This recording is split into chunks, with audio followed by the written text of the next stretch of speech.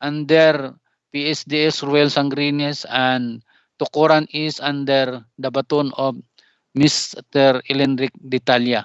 So please follow this up so that you can also achieve 100% of submission.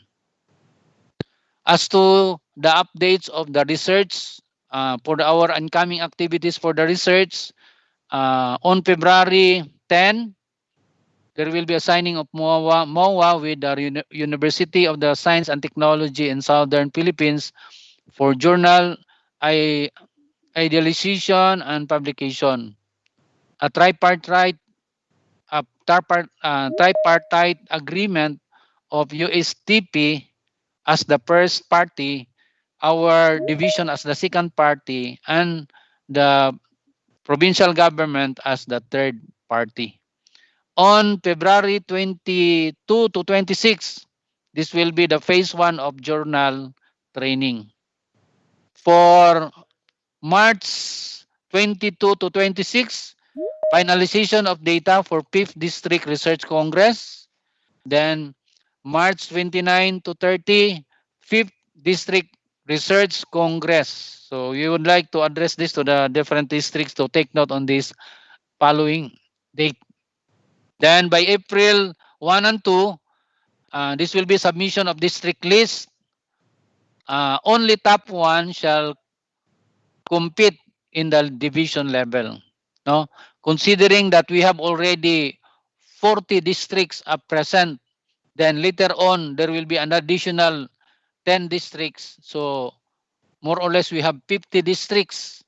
So that is why we only required the top 1 that will be forwarded to the division for the division level. On April 5 and 6, finalization of TOR for the 5th Division Research Congress. Then April 7 and 8, that will be the 5th Division Research Congress. And there will be also a research proponents per schools of submission. These are the following identified person and the respective district. And it will be followed by the second call for submission and the third call for submission by the month of March. As to our plan for the human resource development, we have these upcoming trainings. Number 1, training of trainers. The division will conduct a training of trainers for personal financial management. All we know, no, the very common problem of our personnel in the DepEd ay financial management. So it's good that we attended the TOT conducted by the central office, and we are required to cascade this to the different schools so that our school also be guided on how to manage our financial. Then just wait for the communication or the memorandum as to the date of this training. Now, number 2 is webinar for on pre-retirement innovation and option for results, what we call prior. This is done yearly, but last year we were not able to conduct it, no? And hopefully by this year we can conduct this because we need to recognize also those who are in service and due for retirement so that they will be informed and guided what to do after the retirement. And during this time, this is also the time wherein the division office can recognize their services. No, so you just wait. Those who reach to 60 years old and you are not able to attend the prior last 2 years, then we will require you to join so that you will be guided on what to do after the retirement. Another one is capacity building on the implementation of result-based performance management system for school year 2020-2021. This will be, if you know, this will be the additional, I think 12 competencies from our PPST So there is already a communication on this, and it it is set on November 5. No, sorry, February 5. So you just wait for the communication about this because this is very urgent, so that you will know what are, because all teachers will be implementing the 2020-21 at PMS. And another one is there will be an adjustment, no, due to the our situation using our BE-LCP. And then another upcoming training is the orientation on the utilization of the Philippine Professional Standards for school heads. So alam na natin na mayroon ng PPST. Ngayon available na rin ang PPSSH based on DepEd Order 24 series of 2020. So we would like to request all school head to download this DepEd memo, a DepEd order, so that you can advance reading. You have an advanced reading with regards to how to use the PPSSH. Then another orientation, upcoming orientation about the PPSS, or Philippine Professional Standards for Supervisors. So this will be another DepEd order number 25. Actually, magkasabay lang silang ni-release, magkapatid itong dalawa, no? So expectedly, we will conduct an orientation about this so that we will be guided on how to use this PPSSH and PPSS. Regarding our school inside the garden program, in spite of our situation now, no, especially in the pandemic, but still we have to beautify our school. So along with this implementation, we would like to request all school head that we have to implement also the SIGA program. But in the division office, we have identified 6 schools as our pilot implementation. But however, all schools are encouraged to implement, no, even though you are not identified as the pilot implementers, yet you are also encouraged to start implementing the SIGA program. Actually, kaning SIGA program, this has been a long program in the DepEd during the time of Carino, Secretary Carino, and it is revived by our present secretary. So, on District 1, we have 3 pilot implementer: Misalip National High School, Upper Pulacan National High School, Gunusa National High School, and District 2, Antonio National High School, Vincenzo Sagon Elementary School, and Ribucon Agri Technical Vocational High School. So our pilot implementers, they are given initial budget of 50,000, no? But sad to note that out of the 6 identified pilot implementers, only Gunusan, Antonio, and Sagon Central School were able to cope up with the requirements. So the rest of the 3 were not able to avail the 50,000 pesos because they are not able to obligate, or they were not able to submit the required documents for the obligation. But however, the remaining 3 still implement the program. Kaya lang wala silang initial na downloaded fund, which is amounting to 50,000. So, tingnan natin, baka mas maganda pa ang implementation ng walang fund kaysa nabigyan ng fund. Once again, however, we would like to reiterate that all schools are encouraged to implement the SIGA program. Okay, so this will be an update of our milk feeding program implementation.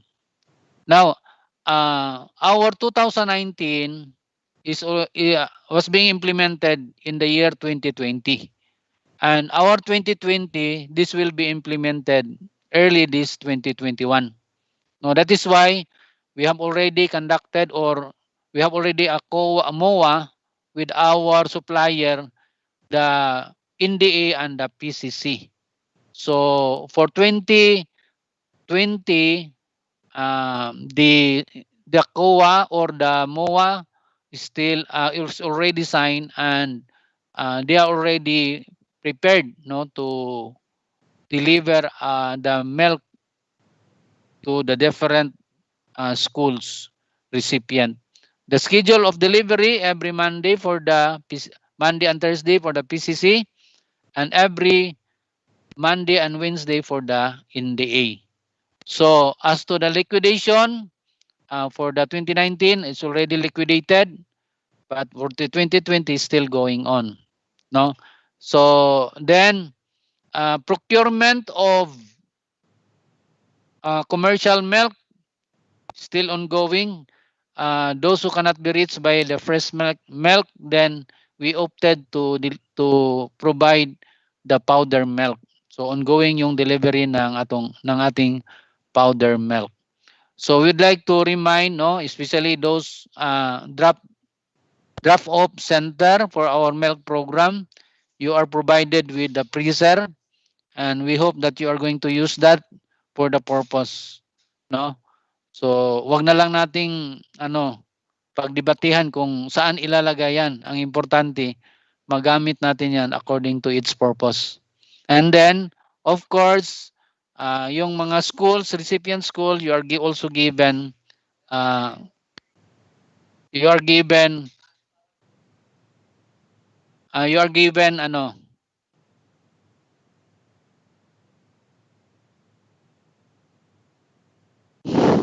you are given the ice chest to in order to be utilized for the delivery of our fresh milk. As to our school-based feeding program, for the second tranche, uh, I think all our recipients schools is already given the funds, no, and ongoing na ang implementation ng school feeding for 2021. And then reminders lang, no, especially for the suppliers, because uh, we are strictly monitoring in terms of the specification of our delivery.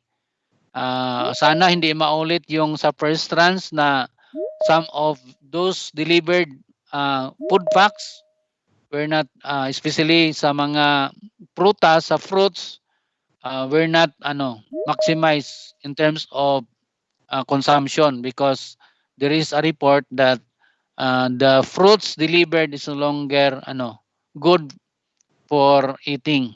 So we hope that, especially the inspectorate team, we should be strict enough to inspect the goods delivered based on the specification. Mayroon kaming suggestion dito sa Nutriban. Kasi ang Nutriban natin it should be different from the regular bread displayed by the bakery. Bakit? Because most of the display in the bakery, di ba, ang amount is 5 pesos. Pero ang atong Nutriban, we can do it as much as 15 pesos. So, kung yung na-display nila na sa delivery or sa na-display ng bakery sa kanilang bake shop is the same bread that will be delivered to our school, di lugi tayo doon. Kaya our suggestion is the school or the bank will make a model of the bread, the Nutriban, na dapat hindi pwede i-display sa kanilang bakery. In terms of form, in terms of content, dapat iba. Kasi ang nangyari before, kung hindi mabili, hindi mabenta sa kanilang bakery, kinabukasan, dinideliver nila doon sa mga bata. So, ang nangyari, it's a great advantage in their part. Kaya, dapat unique talaga ang bread natin, because there is a description in terms of nutritional value as well as the size of the bread. So I hope the school head will take note on that so that we can maximize the money given by the government and we can have a gain in terms of the nutritional status of our school children. Okay, so this is just an update on our nursing services. In terms of COVID cases in the division of Zamboanga del Sur, mayroong na-report na one learner active. Ang learners natin naka-recovered is 24. Teaching or teachers, we have one active, recovered 14. Non-teaching, we have 3 active and recovered 7. So if ever you have in your knowledge that there is somebody or either learner, teacher, or non-teaching personnel who happen to have COVID-19, then please report it to our school district nurse so that this will be included in our data. So, based on our record, we have 2 casualties in our non-teaching personnel. So, our nurses now is trying to monitor our health, no, the different in our level, in the division as well as the school level, particularly our school personnel. So please avail the services of our nurses, blood glucose screening. So para maganda, ma-monitor natin kaagad. Dito sa division office, out sa 19 kahapon na data, 5 ang may elevated blood sugar, meaning above the minimum requirements. I don't know sa mga schools, no? So we need also report coming from the school para we can monitor also the health situation of our uh, health or our school personnel. Then another activity of our nurses is to conduct contact tracing of identified close contacts and for validation by the health authority. So facilitated swab tests of close contact and suspects in coordination with local IETF, then assisted the local IETF in the site inspection and acted upon recommendation. Then they also attend face-to-face teleconsultation with the IETF. And then this will be to be undertaken by the school health, conduct basic life support update in the new normal for health personnel and division DRRM brigade focal person, then an orientation on school dental health care program, particularly our central school clinic teachers and nurses. Then another orientation on occupational health and safety. Okay, this will be my last slide. Reminders to our private schools operators in the division of Zamboanga del Sur. There is a timeline as to our renewal and for permit recognition for 2021 20 school year 22. So for renewal, dapat before January 2, nandito na sa division office yung document nila. So, kindly mga district supervisors, kayo man ang nakaalam sino yung mga private schools in your jurisdiction, please remind them, no? Particularly yung mag-renew ng kanilang permit, our deadline is January 2. So, nag-overdue na ni. And those applying for recognition, ang kanilang deadline will be February 1, no? Preceding the start of the school year. So, ibig sabihin nito, kung mag-offer sila mag-offer sila sa school year 21-22, dapat ngayon pa lang January or February mag-submit na sila for recognition. And then for the new additional levels of offering, and the deadline will be August 30 preceding the start of the school year. Lastly, allow me to quote this Chinese proverb to all educators this morning. If you are planning for a year, sow rice. If you are planning for a decade, plant trees. If you are planning for a lifetime, educate people. So sana we in the educational sector, hindi tayo magsawa na magsuporta at gagawin natin whatever we can do for the good of our school children. Once again, good morning and happy new year to all.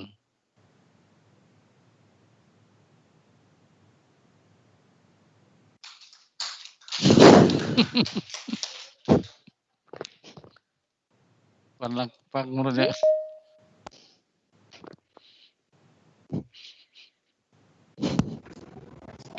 Thank you so much, Sir Tardo, for your presentation. We would like to remind everyone, since there are a lot of people trying to get in our teams, that the members for the Microsoft team should only be members of the Exicom. We also have our program education supervisors and public schools district supervisors and PICDs, and our senior education program specialist and education program specialist too. All other members of all other personnel of the DepEd Zamboanga Luzon Division are expected to join our DimandCom via YouTube channel. We will entertain questions for every presentation. Two will come from the Microsoft team members, and another two questions will be from our YouTube channel. The floor is now open for questions. Do we have questions for the presentation of Dr. Tardo?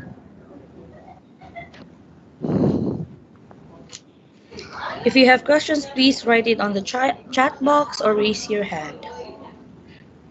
We have a question from PSDS Marites Abad. Good morning, Sir Tardo. Will school heads be allowed to allocate budget for SIGA program revitalization even when the program was missed in the 2021 AIP? Please advise what school heads shall do. Thank you. Okay, thank you, Tess, for that inquiry. Actually, even though it was not captured during the EIP crafting, yet you are allowed to make some revision. If ever there are captured program in your EIP which is not applicable for our current situation, so you can make a justification and make alignment with that particular program that will be aligned to SIGA program.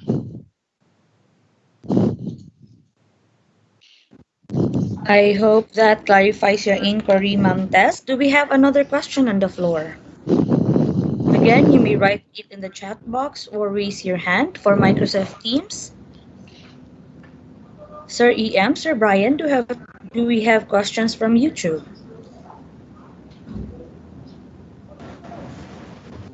None so far, ma'am.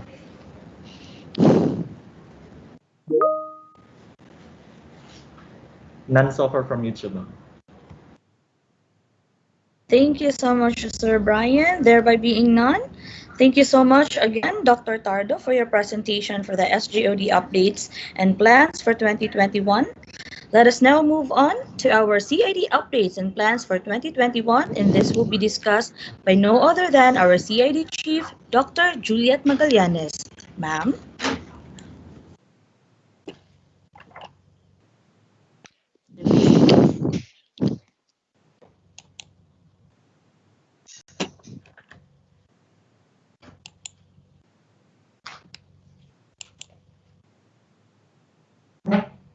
Hello, Therese. Is my slide Huh? visible?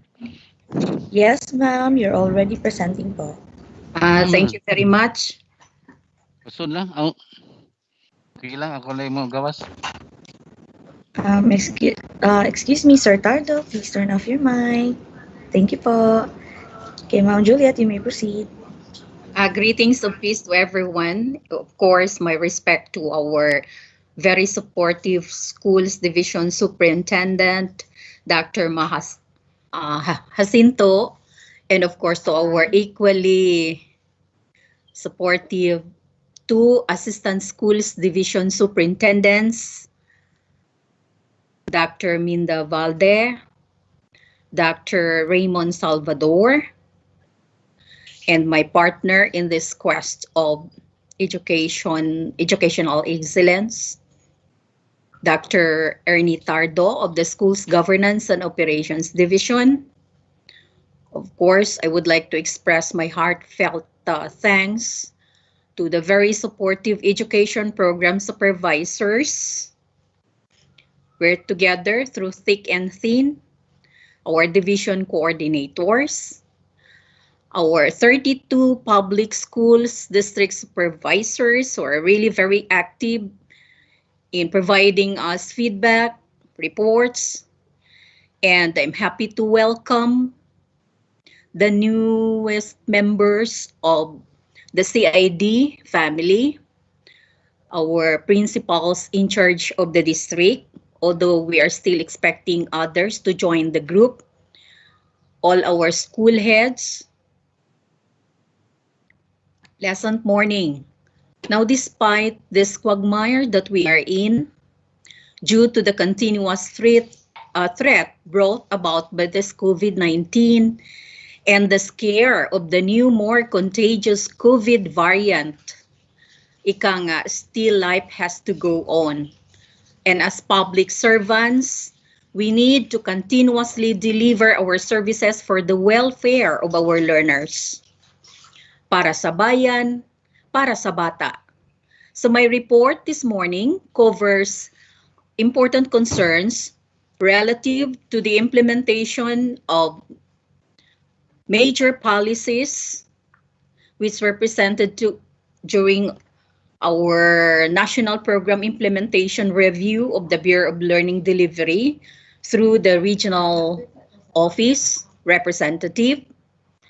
And another thing also, it also covers central office, both central office and SDO plans for calendar year 2021, as well as updates of various activities implemented through the Curriculum Implementation Division in light of Basic Education Learning Continuity Plan. Now, the purpose of presenting to you important concerns from the central office is for us to be properly oriented as to the implementation, as to what happened, and we need to gather feedback. We need to gather data on the implementation of various programs and projects, and to be able to find out the extent of its implementation in our respective schools, as well as to be properly guided as to how these programs will be strengthened or perhaps improved, and be able to provide viable feedback for policy recommendation. Now, to start, we have here a roadmap of SDO Basic Education Learning Continuity Plan implementation. The division adopted the roadmap from a particular region to provide a consistent approach in the development and implementation of education. Continuity plans, so within our division, so that best practices are used and there is a uniform and standardized process in continuity planning and management. To initiate our journey, we need to have a conceptual and operational understanding of where we are currently. Without that knowledge, we lack the ability to appreciate and define our current situation clearly. Second, we need a roadmap to know where we are going. Where are we heading in our journey to continuously deliver basic education despite challenges brought by COVID-19? And what do we mean when we refer to concepts like better or improved or higher performing? We kept on advocating that we need to improve the quality of education. So if we cannot define what we are about or where we are going in tangible terms that can be shared and understood by everyone, it will limit our ability to cultivate the qualities of DepEd vision and mission and trust, which are essential factors to our journey. We started our journey through the crafting of our learning continuity plan. And as you can see in the framework, in the roadmap that we present here, that is being presented here, we started it, in which later schools were again asked, both public and private, to formulate the learning continuity plan implementation roadmap, which served as guide, as blueprint in the management of instruction, in the implementation of distance and blended learning.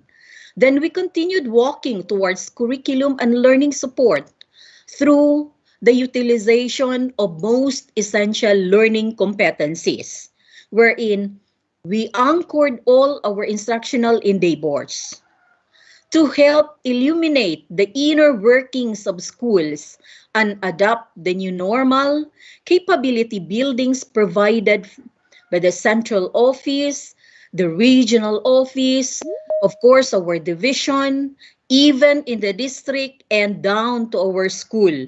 And we even provided capacity building to all our community partners. So to help us building a foundation of functions and plant the seeds for effectively managing the school, the Governance and Operations Division also performed their part by partnering us in all our endeavors, particularly the health and safety of all our personnel, our learners. So in supporting process of going from where we are heading and breaking through the next level, continuous advocacy is conducted through various platforms, various fora. Of course, all our endeavors will just be in vain without the strong support of our community stakeholders. So this roadmap will be useful in clarifying how to ascend to the next stage of growth along our journey. We teach and lead who we are, and who we are will manifest ultimately as our performance level. So in a very real sense, the nature of the journey is the experience of the destination. And so, as I mentioned earlier, division support system, we have the psychosocial interventions.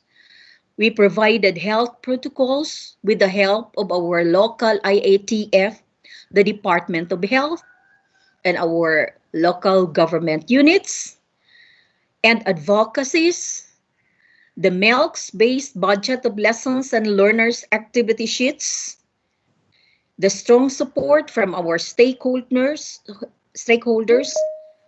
and then the technical assistance. So modular distance learning.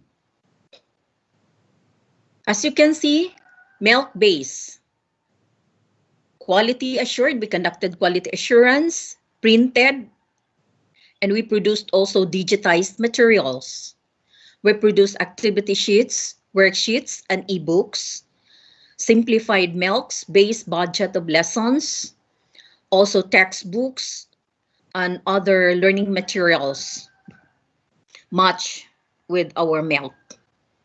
In the reproduction of modules, we're able to do it division-based, school-based, home-based, and even LGU-based, because they're helping us, especially in the production, in the printing of our thematic modules, and then delivery and retrieval of modules distributed at schools, provided drop boxes in the school and barangay hall or zones, distributed to learners' homes in coordination with the BLGUs and volunteers, cluster distribution, coded learning resources, labels, colors, and or QR, and in the disinfection of learning materials,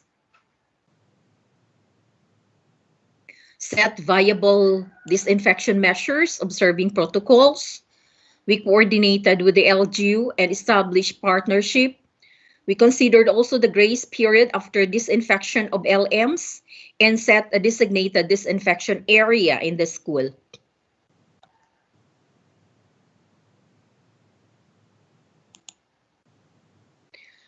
So the first issuance of the Department of Education, wherein we are asked to provide feedback to identify issues and concerns, and for us to be able to provide also interventions. We have here the DepEd Order 12, number 12 series of 2020, adoption of the Basic Education Learning Continuity Plan for school year 2020-2021 in the light of COVID-19 public health emergency. We focus our issues, concerns on these 6 main issues. First, appropriateness and relevance of learning delivery modalities. We look into the appropriateness of learning resources designed by the teachers in the context of the learners for applicable learning delivery modalities. Availability and accessibility of the programs responsive to the learner's needs, consistent with their interests and aptitude. Availability and accessibility of learning resources responsive to learners' learning needs. Active participation of learners in different learning delivery modalities. And availability and accessibility of learner support system. Although you provided us a lot of issues and concerns, but what we have here are only few issues, and we'd like to request our public schools district supervisors, our PICDs, our education program supervisors, and most especially our school heads to look into these issues, because these are actually issues shared.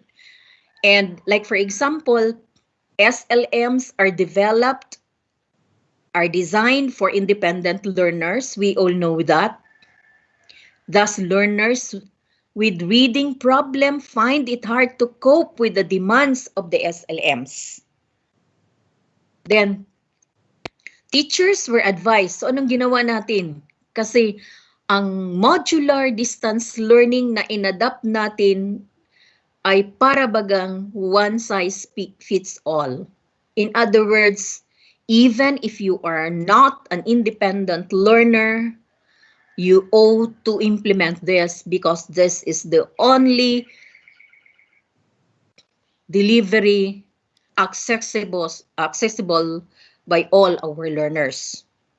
So what we did to mitigate the issue, teachers were advised through the school heads to adjust the teaching learning process through their weekly home learning plan, particularly on their learning task. I hope that school heads who are here right now, you are religiously checking the weekly learning plan of your teachers.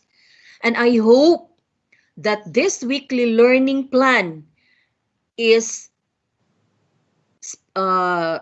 communicated to our parents. So another issue is difficult concepts in science and mathematics.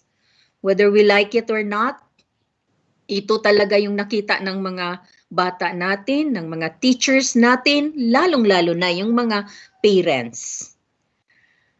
Modules, too many exercises to accomplish by the learners, especially the CO-led modules. There are learners who find the activities overwhelming.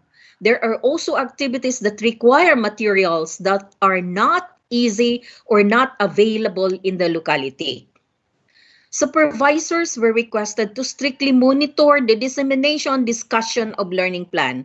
As I've said earlier, it's not just school heads, but we need the full support of our district supervisors, our education supervisors, our specialists in alternative learning system to look into the weekly learning plan of our learning facilitators. Then writers were instructed to limit the preparation of activities, especially to those struggling learners. And if possible, enough time be given to learners in answering the different activities. DepEd memorandum was released to prepare supplemental activities for slow learners and enrichment activities for fast learners.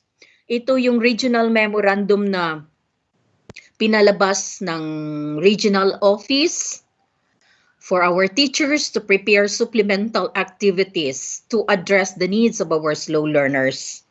And of course, let's not forget also our fast learners. More quality assurance evaluation needed for worksheets, activity sheets to enrich enhanced learning.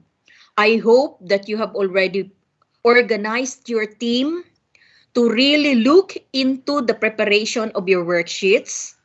You do not just simply distribute the worksheets without passing thorough evaluation or without doing this quality assurance. So what we did, in the division office, series of virtual meetings conducted to teachers in providing in-depth quality assurance to work activity sheets produced. Limited time given to supervisors and teachers in preparing SLMs for both modular and radio-based instruction materials. Pasensya na po tayo mga district supervisors kasi nakikita ninyo na gaano kahirap yung buhay ng ating mga teachers despite the fact na new normal ito.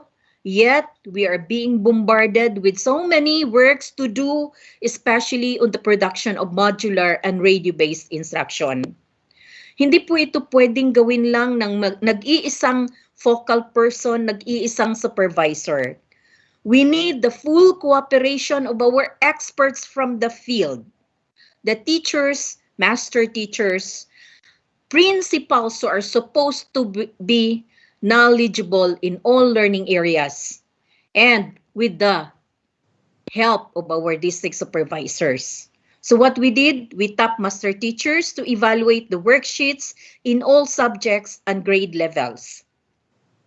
Again, difficulty in converting thematic modules. That's what we experienced in quarter one. The region initiated instructional materials to radio-based instruction.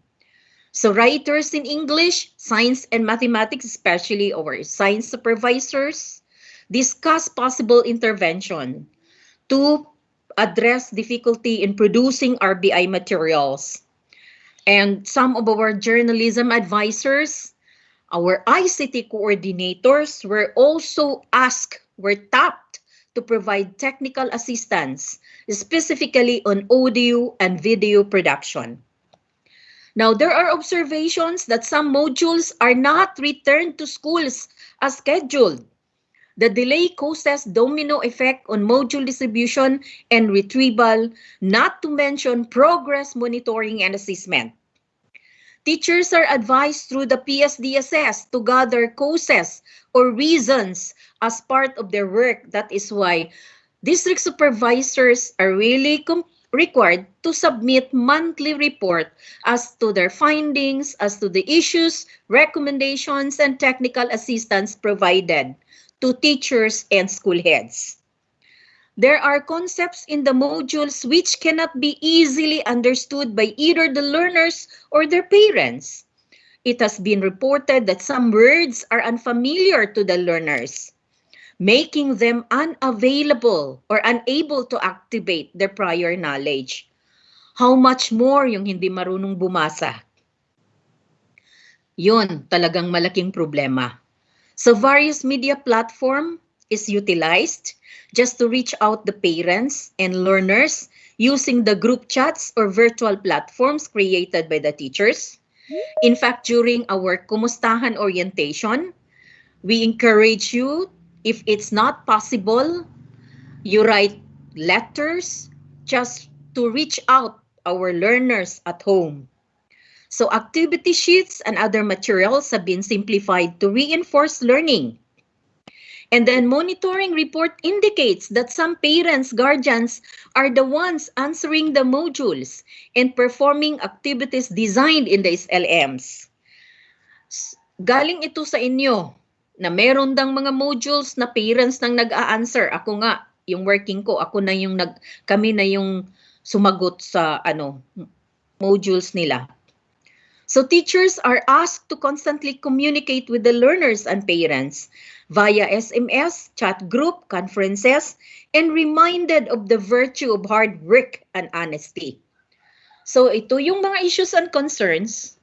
In a nutshell, we look into the production cost, the development team, our issues on logistics, our learning facilitators, and of course, we look into the safety of both the teachers and the learners and of the assessment.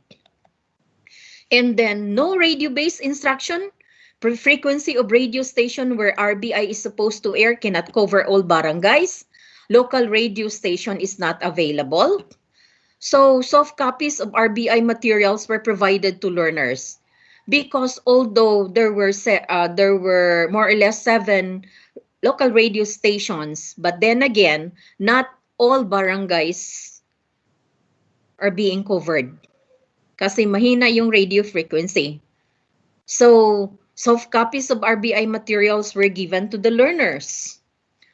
And the next, inability to face up the demands of television, radio-based instruction materials due to limited funds, expertise of writers, and availability of equipment to use. Totoo nga, kahit nga yung yung mga teachers natin ay umaaray na dahil sa laki ng gastos ninyo. At salamat po, my dear teachers, na you are helping us in terms of providing materials to our learners. Ika nga para sa mga bata.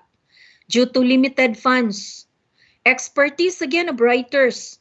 Kasi nagiging instant writers tayo. Lahat tayo, akala natin magtuturo lang tayo, pero sa ngayon, naging instant writers na rin tayo. An unavailability of equipment to be used. Wala tayong audio room wherein we can produce quality audio and video materials. So we requested technical assistance from experts and from local radio stations for possible utilization of audio room for RBI production. And then ensuring error-free SLMs. Organized team in the different learning areas to review and spot check the developed SLMs for possible errors. I hope na ginagawa natin ito, yung mga lax sessions natin, kasi hindi ibig sabihin na work from home tayo, pwede namang mag-lax session tayo using our audio room. And then we need to spot check kung ano yung mga errors na kailangan nating i-correct. So the findings are used for the immediate correction and revision of the SLMs. Insufficient modules for senior high school, specifically on the TVL track. So we adopted the test the training manual guidelines as used in the implementation of the Joint Delivery Voucher Program or the TVL. Now, for the issues, we look into the issue on technical expertise, the development team, we have an issue on broadcast facility, cost, stakeholder support, equipment, radio, TV. Not so much with the permit because meron tayong MOA dito. Okay. Now, struggling learners and learners with special needs are not provided much appropriate and timely assistance due to health and movement restrictions, capacity and availability of the parents, guardians to aid, limited resources to engage the services of learning activities, and distance communication and timeline schedule issues. So our initiative, develop other learning materials, activity sheets for allied learners. We encourage, in fact, they conducted their workshop on activity sheets, and then also utilize learning resource materials for SPED learners. Kasi hindi natin pwedeng baliwalain ang ating learners sa inclusion programs, itong SPED learners, at nagpapasalamat tayo na merong materials through the courtesy of our Assistant Schools Division Superintendent Raymond Salvador, kasi mahirap na maghanap ng writers pag hindi ka adept into working on a particular disability or a particular program, then hindi pwedeng lalabas na lang instantly yung module, and then engage volunteers as home learning facilitators, especially in areas where there are constraints to hire local teachers. And then regular follow-up on learners' progress and concerns, making use of possible means of communication. Lack of guidelines in the implementation of the learning modality, especially in homeschooling in public schools. We shared this and we presented this the other day during the national review on the implementation of programs and projects under the Bureau of Learning Delivery. And we are asking the central office to provide us specific answer as to the issue on implementing homeschooling, because right now wala pa po tayong concrete guidelines as to how this homeschooling will be implemented in the public school. Ang meron lang yung mga guidelines ng private schools. And then, how about specific guidelines policy on the following? Like we are, as teachers, we are obliged to produce and to submit the different school forms. And then what are our bases of attendance and means of determining dropouts and student at risk of dropping out? Ang sagot naman ng central office, maghintay lang tayo dahil may ipapadala sila na policy. Another policy ng central office, DepEd Order 30, Amendment to DepEd Order number 007, Series of 2020, School Calendar and Activities for School Year 2020-2021. Now, the issuance of DepEd Order 30-2020 modeled particularly to teachers. Of course, nasagot na natin ito kasi during our last DIMANCOM, this was discussed and presented to us as to the changes of the schedule wherein ang quarter 1 po ay na-extend masyado at saka na-shorten yung succeeding na quarters, quarter 2, 3, and 4. So some schools failed to conduct in-service training due to lack of information, because we used to conduct during yung old pa, hindi pa yung new normal, we used to conduct our in-service trainings every October, but yet in the new DepEd order, we conducted it last December. So kaya nga yung iba hindi nakapag-conduct. So schools failed to conduct in-service training to teachers last December, were advised to do it during Saturdays and Sundays or as part of their LAC session. Now, another DepEd issuance, Memorandum OUCI 2020-307, suggested measures to foster academic ease during the COVID-19 pandemic. I remember, dalawa po kami na nag-discuss dito. This was properly discussed by our Assistant Schools Division Superintendent, Dr. Raymond Salvador. At saka sinusupport naman, binigay naman natin ito, yung specific na information on this particular issuance. And then there were also issues that we gathered, focus on these concerns, activities contained in the SLMs and the learning activity sheets for both fast learners and learners who need enrichment, instructional management tasks of teachers in their workload and assignments, time allotment for the completion and submission of activities and tasks of learners, and participation of home learning facilitators. Now, at first, we failed to implement what are those important concerns as stipulated in this particular policy. But yet, as I've said, ibinigay na po namin ito during last DIMANCOM. So, punta tayo sa itong pre-test, post-test. So, hindi ibig sabihin na sasagutan ng bata lahat yung mga questions if there are 6 or more than items. Ang gagawin ng bata is to just simply answer 5 items only, especially on the pre-test and post-test. Grades 1, 2, and 3 teachers handled all learning areas due to insufficient number of teachers, especially multi-grade classes and barangay schools. Kayo yun ang naghahandle, although sa ngayon hindi kayo ang nagtuturo. Kasi sa halip ay inako ito ng mga parents natin at home.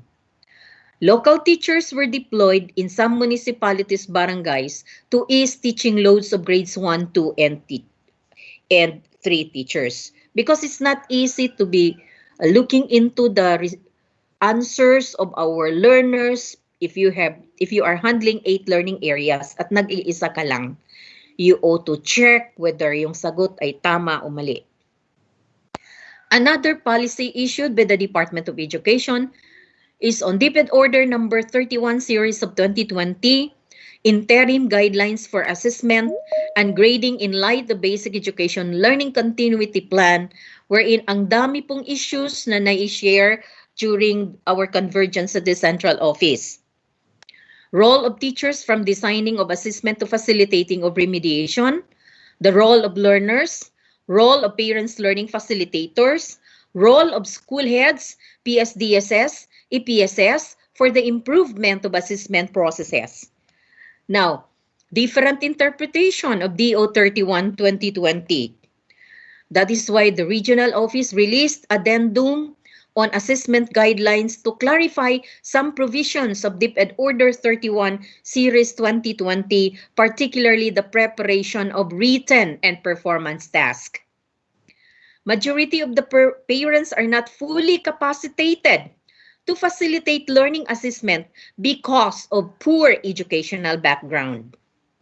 Sa halip, tayo yung gumawa, inatasang gumawa ng mga written task, ng performance task. And some also teacher aids, tapping of volunteers to help teachers in providing homebound learning. Difficulty in the identification of least learned skills as basis for content-based intervention. Item analysis on summative tests was conducted using the electronic class record, specifically in science, but not done simultaneously because of learners' individual learning progress. Later, we will flash to you our initial data as to the result of the analysis of our first quarter written and performance task test. Integrity, another issue, integrity and reliability of the assessment results as basis for providing learning interventions and for grading. So we conducted orientations to supervisors, school heads, and teachers on DO 31 with emphasis to clarify the purpose of assessment activities in the SLMs and the need to gather reliable data in order to provide the appropriate learning interventions to learners. Close monitoring of learners' learning progress and doing evaluation of their performance based on the assessment results. Today, we're having also virtual orientation on how we are going to monitor the implementation of most essential learning competency, wherein Dr. Gay Abduhan is designated as our focal person. Then difficulty in carrying out performance tasks, specifically skills demonstration, group presentations, oral works, multimedia presentations, due to limited or no access to internet, and scarcity of gadgets, laptops, desktop, and even Android phones. So we utilize laptops, tablets in school for virtual presentation of performance tasks. Failure of some teachers to prepare written and performance task materials due to the following: localized general community quarantine or lockdown, then accessibility due to the presence of persons afflicted with this COVID-19, accessibility of materials, poor or no internet connectivity. So teachers in all grade levels and learning areas prepared performance tasks, worksheets, and other summative test materials to supplement learning tasks found in the modules. And then, as advised, during their work from home. Their task is not just to check the modules, but for them to be able to produce work, uh, written task or performance worksheets. And then provision of loads for internet to teachers and materials through school MOOE. Difficulty of learners to interact and ask questions for clarification or proving. Teachers were advised to prepare, give written samples of performance tasks on areas not accessible for limited face-to-face. Absence of interaction among learners and teachers, how they brainstorm, designate assignments, fulfill tasks, troubleshoot problems, etc. in accomplishing performance tasks. Local teachers were assigned to provide instructional assistance to parents. Virtual interaction using the Google Meet, Zoom, Kotobi. And then, okay, as I've said earlier, ito yung nag-gather natin na initial analysis ng result natin for the first quarter. And as you can see, specifically in science, and I'd like to request also all other learning education program supervisors to conduct the same analysis for us to be able to provide concrete data as to how we are going to improve our efficiency, specifically quality. So there are 813 learners who did not meet expectations out of 14,856 learners. Rating which is 5.4 of the total learners in grade 3. So out of 32 districts, only 27 districts provided us the data. We are still waiting. The supervisor is waiting, or the division is waiting for Midsalip District, Bayog, Dimataling, San Pablo, San Miguel, and RM to provide us data, because this will form part and this will also be your data in the school-based management pag nagre-rate na po tayo sa school-based management. Kasi wala naman po tayong na-establish na baseline data kasi wala tayong national achievement test. Walang NAT. So paano ninyo i-establish yung data kung hindi kayo magsasubmit? So again, calling the attention of the following districts to provide us the needed data. Now, for grade 3 science, again, competency 2 or MELCS 2 describe changes in materials based on the effect of temperature. Out of 14,856, 4.4% of the total learners in grade 3 did not meet expectations. So this is a very good tool for our school heads and for our teachers to help you analyze the performance of your learners.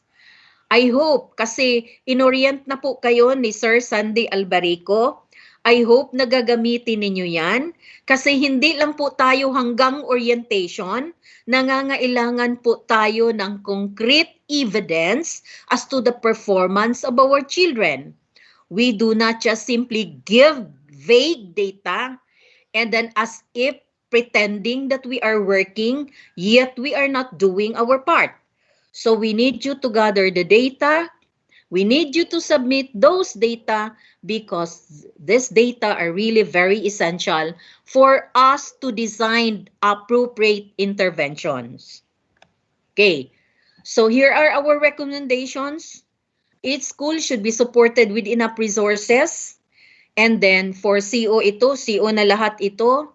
At ito na ring SDOs kasi nangangailangan tayo ng capacity building, especially on how to craft, how to prepare TV, video lessons, like for example, video production, lesson presentation, script writing, lesson delivery, audio recording, etc. that can be utilized for local TV or radio broadcasts. Okay, we have here different recommendation as well. Intensify on assessment and remediation activities. We do not, when we ask you to provide remediation activities, what are your initiatives? If you cannot provide us accurate answer, the reason is we failed to conduct also analysis. So again, that's a challenge to all our school heads, our district supervisors, education program supervisors to look into the result of the assessment and be able to check whether meron po tayong intervention na na-implement. More feasible monitoring mechanism. Provide more collaboration. If face-to-face is not allowed, then we can do it. We can make kumustahan. We can do monitoring virtually. So provide more collaboration platforms for teachers, parents, learners, and other stakeholders. Intensive orientation of parents on the utilization of weekly home learning plan. Hindi po ito na ang weekly learning plan ay hanggang teacher lang po at hanggang sa school head lang nagche-check na lang. Dapat you need to communicate the weekly home learning plan especially to the parents. You need to assist them, you need to guide them as to how you are going to how our parents will deliver the instruction. And then activate barangay and municipal academic council. Provide additional learning facilitators coming from the community. Okay?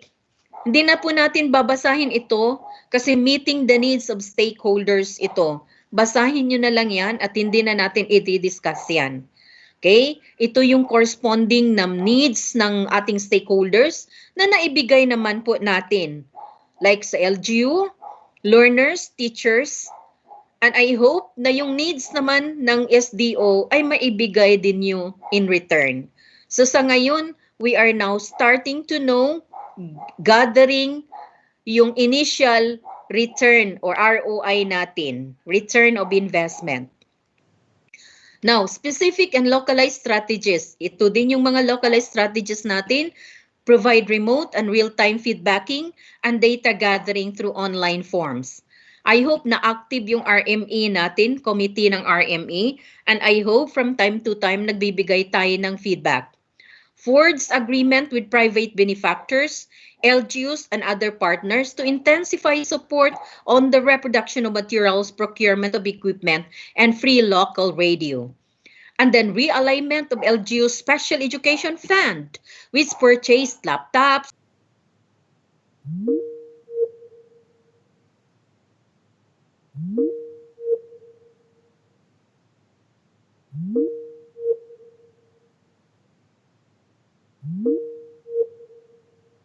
again presenting to you our CID objectives for the benefit of our PICDs. First, manage the implementation of basic education curriculum and special curriculum programs. Provide technical assistance to schools and learning centers in classroom management, skills, instructional competence, and action research. Although meron ng yung ALS, pero kasama pa rin dito sa function ninyo looking into the management of the learning centers. Guide the schools and learning centers in the effective management of learning assessment for better learning outcome. Provide technical assistance to schools and learning centers in analyzing, take note mga kafatid. Itong number 4, isa yan sa pinaka-importante na duties and responsibilities natin to provide technical assistance in analyzing assessment results for possible interventions. To develop contextualized learning resources by learning area for schools and learning centers. To quality assure learning resources. So hindi ibig sabihin na hindi natutulong yung ating mga district supervisors and PICDs sa pag-evaluate ng ating mga materials. Kasi nangangailangan po kami ng inyong tulong Huwag lang po yung mga teachers ang ipapadala ninyo. Kung maaari, kayo talaga ang magli-lead sa pag-evaluate ng ating mga materials. Kasi yun ang una naman, kita naman yun po ang mag-una-una og panaway. Para dili ta mag-una-una og panaway, kinahanglan mag-lead ta and provide appropriate technical assistance. So to develop contextualized learning resources by learning area for schools and learning centers, to quality assure learning resources for the use of schools and learning centers, and to provide technical assistance to schools and learning centers in line with the development, production, storage, distribution, utilization of learning materials under RA 9155 at itong rationalized na objectives natin.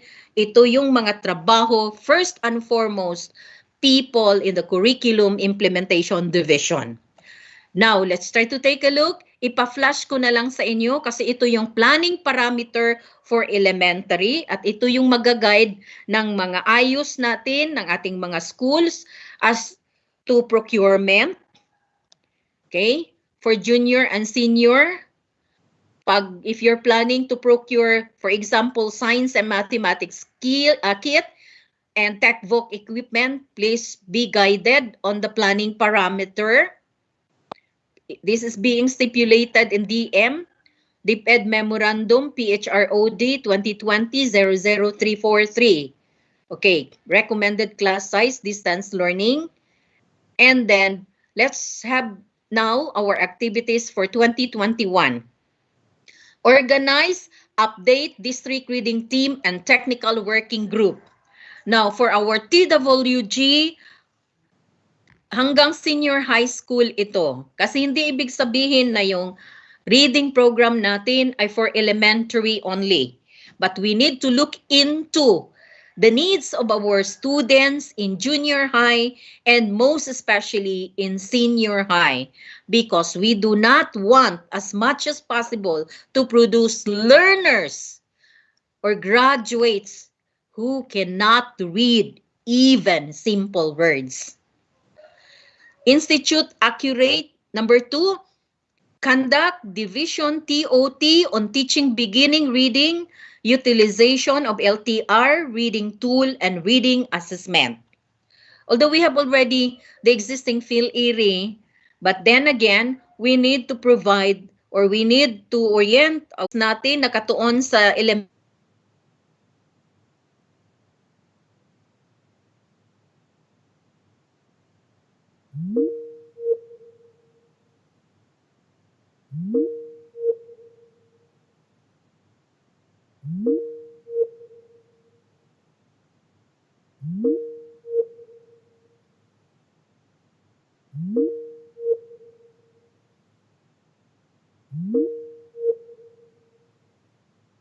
Area by grade 7 to 10 and activity sheets based on MELCs, specifically in ESP or Values Education, TLE, and MAPE.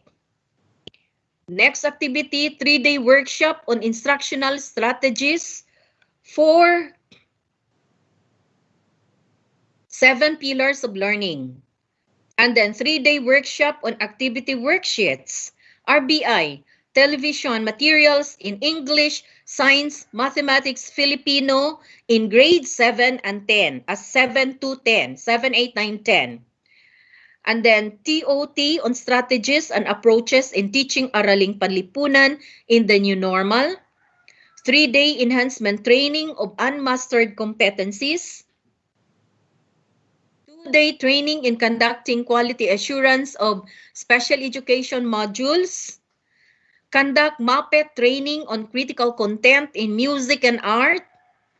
Monthly conduct of monitoring and evaluation to schools and learning centers in the implementation of distance learning. We need to conduct 3-day review, evaluation, quality assurance to IMs produced. So we have here DepEd Central Office updates for 2021. The Central Office will conduct monitoring on the utilization and administration of multi-factored assessment tool. Addressed to our coordinator, and this is also addressed to our pilot schools, then to observe the interventions implemented by the school to address the needs of special children per result of the IMFAT administration. We are into looking the interventions implemented by the school as a result of the IMFAT administered 2 years or 3 years ago. I'm hoping that hanggang ngayon ini-administer nyo pa yan. And then increased number of alive classes and private madaris that expand access of Muslim learners to inclusive education. And then finalization of policy on private madaris that seek to expand access of Muslim learners to inclusive education. Issuance on guidelines on the delivery of special curricular programs. Orientation of stakeholders on guidelines on the delivery of special curricular programs. And then re-engineering lesson exemplars. Development of technical assistance, manual, mechanisms for RO and SDO counterparts, especially the instructional supervision. I do hope that this will be finished and this will be distributed to all the regions and to all the divisions, especially on the instructional supervision aligned with PPST RPMS. Development of standards for teams, PISA, C, these are international assessment, SEA, PLM, responsive instructional design and formative assessment. Intensify programs that contribute to learning delivery in key stage 1. Our ELLM, and you expect trainings that will be conducted this year from the central office and regional office on ELLN. I hope palagi pa rin isinama natin ito sa ating LAC session. Hindi mawawala yan, especially sa key stage 1. The MTB and the school community partnership. Intensify programs that contribute to learning delivery in key stage 2 and 3, primals, primals plus, multi-grade, and SCP. Intensify programs that contribute to learning delivery in key stage 4, the special curricular programs and inclusion program. And then, establishment of culture of research and identifying research agenda for learning delivery. Education policy framework on learning delivery for all types of learners. Policy on learning environment. Teaching and learning delivery framework. Policy on adoption of LM and delivery in multiple modalities. Policy guidelines on reading and language transition and policy guidelines on the organization of multiple classes in junior high school. Policy guidelines on co-curricular activities, including the rationalization of NFOT aligned with standards or MELCs, manual of operations on inclusive education, sustained delivery system to support provision of access, quality, and equity, sustain and develop programs, projects, and activities that support delivery system and learning modalities.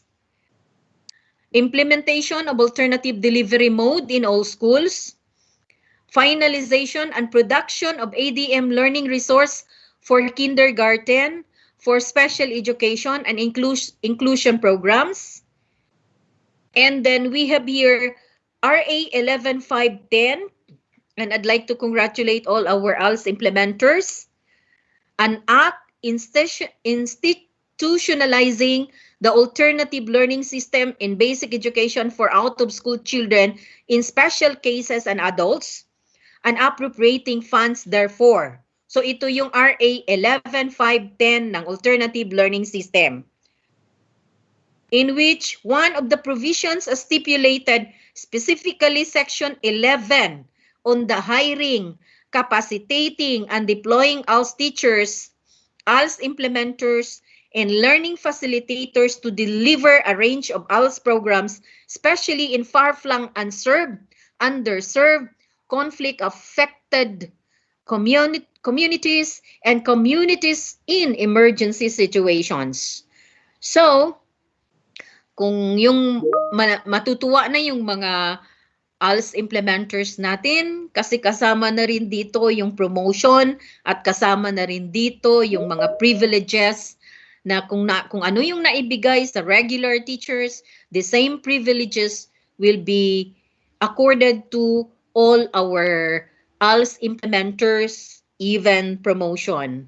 Maghintay-hintay lang po tayo kasi hindi naman kaagad-agad ito na-implement. Perhaps after 3 years ay ma-realized ito. So I'd like to end my presentation. The missing link between aspirations and results is execution by Larry Busidi and Ram Charan. Thank you very much, and allow me to quote the statement of Secretary Leonor Magtolis Briones. We have to change the way we teach our learners. We have to prepare them for a world that is drastically changing. Good morning. Thank you so much, Chief Magallanes. That is our Chief of the CID. Now we will entertain questions. Again, we allot 2 questions for members here in Teams and another 2 questions from YouTube. In line with that, Ma'am Joy, there is a request if they can ask for a copy of the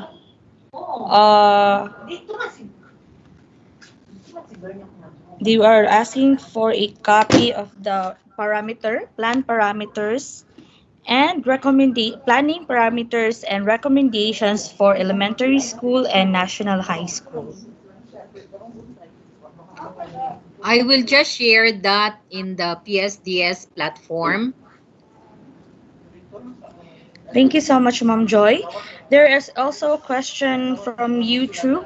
Can the division help in financing the production of RBI, since every time the teachers produce RBI, they are paying not lower than 500 pesos to the production center or radio station? I believe there is a specific memorandum, but then again, I am not in authority to answer that question. Let's throw that to the management, especially the finance office. Because in line with the on financial aspect, hindi po yan trabaho ng curriculum, but then again, we will address that particular issue to the management. Thank you very much. Thank you again, Ma'am Joy. In the chat box, we have a comment from our EPS in Science, Sir Sandy Albarico. The chief presented Q1 Grade 3 Science data based on my initial report submitted to her the other day. I updated the data last night but was not successfully integrated for her presentation today. That will include San Pablo, San Miguel, Bayog, Dimataling, and Ramon Magsaysay districts, as they have submitted their reports yesterday and last night respectively. Suminot District also submitted partial report this morning. And as of this time, just a few schools from RM, Suminot, and Dimataling do not have their data on Q1 Science Mastery level.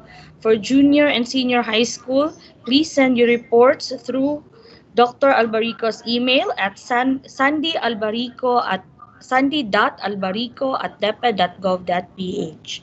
Thank you so much, Sir Sandy, for your chat. Do we have any other questions on the floor? Therese, that's only an initial report. We're still waiting for the report for other learning areas because that's only in science, and we are also interested to look into the result of English, Filipino, science, and the rest of the subjects. So it's the initiative of the science group, and I do hope that other learning areas, through the help of our master teachers, will also gather analysis on their respective subjects. Thank you so much, Ma'am Joy. Again, do we have any other questions on the floor? We entertain questions here at the Microsoft Teams. Just comment it in the chat box, and you can also raise your hand. Another is you can comment it in the YouTube channel.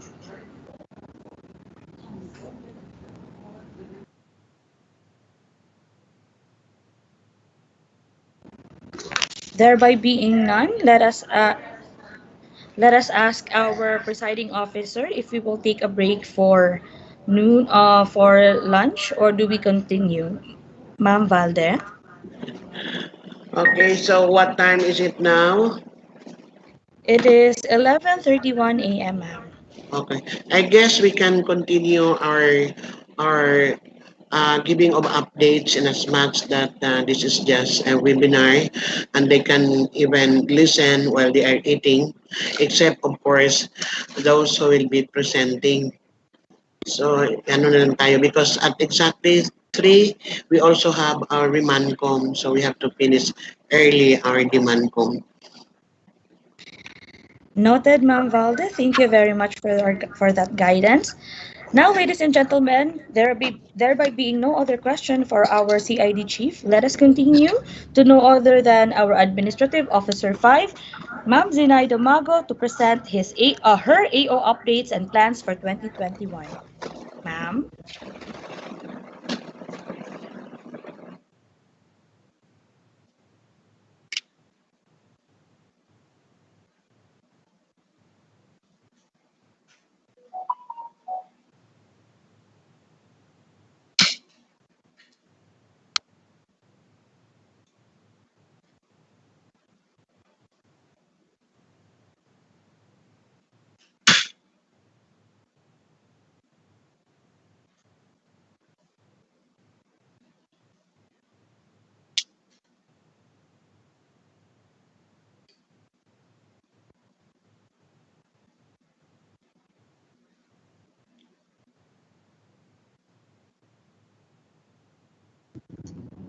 For a while, I think our okay. I-transfer lang na ako dito.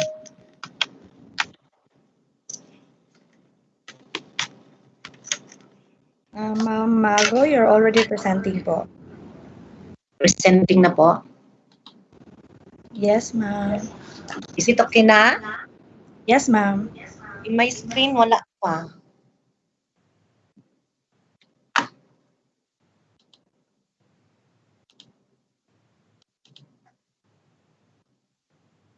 Dito na awa na good diri day. Lagi siya. Wala, no? Wala. Nag-lag na po sa grupo. Yes, may salita niya, babe. Ano yun?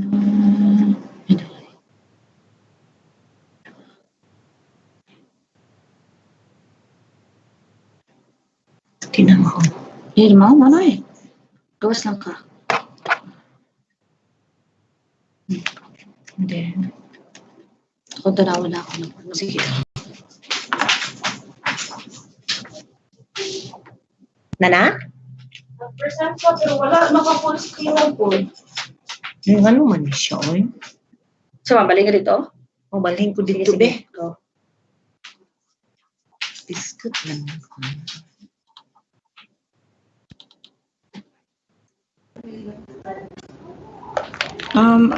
We are just experiencing a little technical difficulty. Ma'am Mago will be using my platform.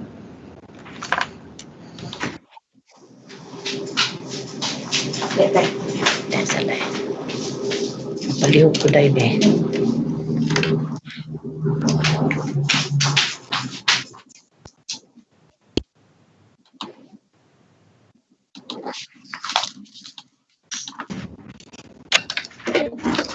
May problema sa kwan ay technology.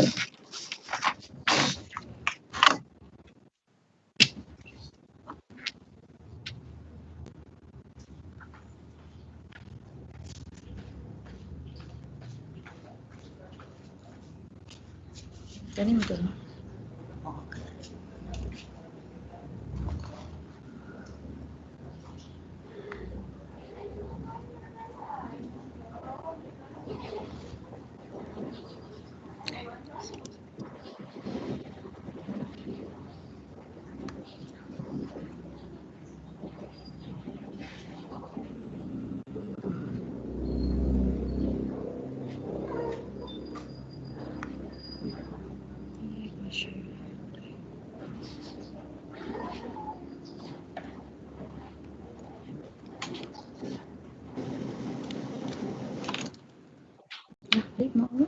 Ano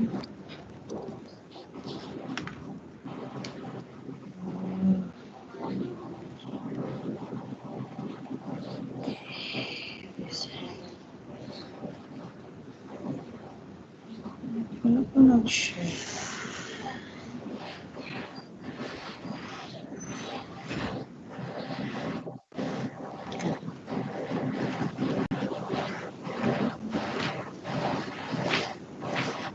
May I ask if I'm already presenting? Yes, you're presenting. Okay, thank you so much. Isira ko lang importante. Naka-on ang microphone. Isira lang importante.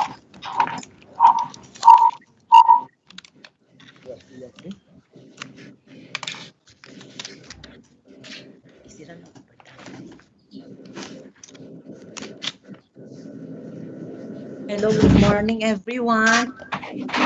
I'm using the platforms of Therese. Thank you so much Therese for allowing me to use your platform. Okay, this is the administrative section updates and plans for 2021. Okay, we have here the division memorandum. Hello, hello, am I loud and clear? Yes, Ate. Okay. Yes, Ma'am Dan. Okay. Okay. We have here the division memorandum number 003 dated January 21. This is about the reiteration and the rotational posting of security guards and their duties and functions. When this memorandum signed by our superintendent, I immediately conducted a short meeting in preparation of the new strategy in discussing with their duties and functions. Okay. This is pursuant to Memorandum Order number 221 dated July 25, 1994 requiring nag-echo lagi day. Requiring strict observance of all existing security measures and instituting additional security regulations. This office shall implement and enforce the following security measures.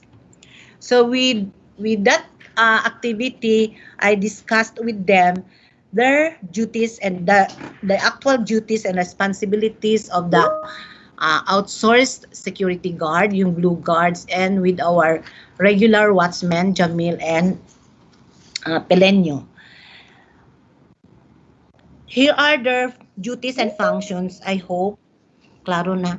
They should maintain logbook to record the time in and out of the visitors, purpose of visit and person or persons to be visited before the issuance of transaction slip and visitors ID. According to them, pending muna daw ang pag-issue ng visitors ID considering hindi masyado safe for us considering we are on pandemic situation, no?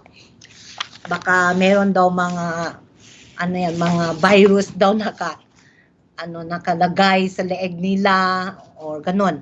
So, and then we have the visitors must be guided to the place office to be visited to ease monitoring of the movement. And then strictly no loitering standby in the lobby area inside the guardhouse and hallways. This is pertaining to the SDO building premises. Then bringing motorcycles, bicycles, private cars inside SDO premises is strictly prohibited. Then food vendors and selling of any items are strictly prohibited inside the SDO building and its premises. So even yung kasamahan natin dito sa division office, there are some feedback from our clients na hindi daw sila na-entertain dahil yung kwan daw natin, yung kasamahan natin dito na nagbebenta daw something, no? Dapat bawal yan. So this was already emphasized during the meeting. Then all incoming and outgoing bags, parcels, and bulky items shall be subject to inspection. For that matter, the guard on duty must maintain logbooks for government properties brought out accompanied by tally-out certification from the administrative office, specifically supply unit. Visitors are required to check in firearms and other stuffs not included in the transaction. So, kung mag-transact po kayo dito, meron kayong dalang firearms and other stuffs kindly deposited to the guards. No? Then, no office equipment, furniture, machines, supplies, and others shall be brought out of the premises without the necessary release documents. This is in line with the item number 7. Then any unusual incident within the area of responsibilities must be reported immediately to the office of the school's division superintendent or authorized representative. Another one we discussed during the meeting, in case of fire within their area of responsibilities, the security guard on duty must immediately activate the fire alarm system and call the nearest fire station and inform the office of the school's division superintendent or authorized representative. Since we are still on repair po yung school division office building natin, parang naka-realign yung mga wires ng telephone natin. So I requested to see the manager of the Crucitelco to request them for the inspections and then i-align yung mga telephone lines kasi we have transferred from other rooms to another rooms po, like accounting, iba na yung line nila sa telephone. They need to come and inspect and reinstall the line for our telecommunication. And ensure that all windows, the security guard should ensure that all windows, doors, and other means of entry are properly closed, locked, particularly after office hours, during night time, Saturdays, Sundays, and holidays. All unusual things noticed must be immediately reported to the concerned head of functional division, section, and unit for proper investigation. Actually, we have noticed this one. Karamihan po namin dito sa office, lalo na pag nag-brown out, murag kalit ni brown out, and then we are about to go home na, hindi na plug out or na turn off yung mga earphones, yung mga computers. So it is the duty of the security guards to check this kung na-off ba, and then i-check nila yung mga connection sa mga computers, and then they need to report to the section head or the unit head on that particular problem so that the unit head could conduct a proper investigation together with the presence of the security guard. And then ensure that the entrance and exit are secured and well guarded. Then we have rescheduled their duty. Yung outsourced na bodyguards, yung guards, blue guards, instead 2 of them are assigned during daytime. Gi-partner na namo with Jamil, the lady guard, and Jamil in the daytime. Why Jamil? Because si Jamil kasagaraan, kailan niya ang mga taga-field, lalo na yung mga school heads or principals or yung mga district supervisors. And then, another policy we implemented, we have the existing yung a number division memorandum regarding the implementation of temporary procedure for the processing of transaction in the division of Zamboanga del Sur during the COVID-19 pandemic. Parang alarming po kami last week kasi marami pong kasamahan namin nag-swab, and then we have 3 positive colleagues, no? So in preparation for the assessment of the AITF, we last Saturday I was called by Ma'am Balde na muanhi daw ang taga City Health Office with IATF to check bakit marami daw cases, especially yung nagpaswab, no? Murag halos kami tanan nagpaswab, pero salamat sa Ginoo negative ra pud mi. And then we prepared the area, we cleaned, we arranged and everything. Murag nangita mi pamaagi even without the permission from this spa building, yung in charge. We brought some of the documents and some of the cabinets dito to deposit, and we will try to set a schedule to rearrange all those things brought there para i-inventory ano yung mga records need to dispose or need to retain. And then here are the scenarios. Gi-check na mo again yung record section, receiving box niya, and then dapat yung mga reports, especially yung mga individual na transaction, avoided na po ngayon. We need to determine sino talaga ang dapat magsasubmit ng mga reports, no? And then all reports from the field kailangan received by the records office unit, no? And then we need to have a holding area. So we arrange the chairs. Kailangan dapat daw yung clients natin hindi na magpasok agad-agad sa building.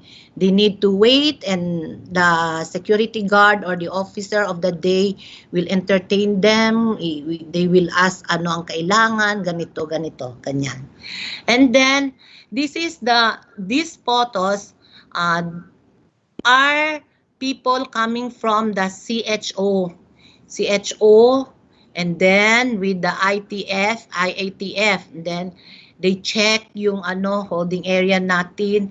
They went to the different rooms, especially yung rooms na saan yung mga, sorry Sir Salvador ha, the first room na they visited was the room of our ASDS Salvador, and then the room of our supply officer, and the room of the personnel, yung isang employee po natin, colleague natin na in charge sa payroll, yung naka-isolate hanggang ngayon, no? I did not reflect na lang dito lahat ng mga photos. Ito po yung mga activities were done last Monday. And then right after the inspection conducted by the IATF, since our disinfection schedule was scheduled the whole day for Monday, hindi po yung nagawa namin. Kasi the whole morning, nag-arrange lahat, nilinisan ang surroundings, especially yung hallways. And then right after the lunch, June Tagalog, I instructed him to go to the Provincial Development Risk PDRRMO, Provincial Disaster Risk Management Office, para i-orient siya, para siya na lang mag-disinfect sa ato ang rooms, no? So salamat sa local government unit na they allowed us to borrow yung sprayer and medicines, no, to be used in disinfecting the areas. Yan si June po. And then in the middle is the room of Sir Salvador, and the other photo is the room of the records section. Okay. Another division memorandum issued last January 26, 2021. This is regarding the reiteration on the authorized persons to administer oath in the sworn statement of assets, liabilities, and network, or SALN, and composition of SALN Review Compliance Committee.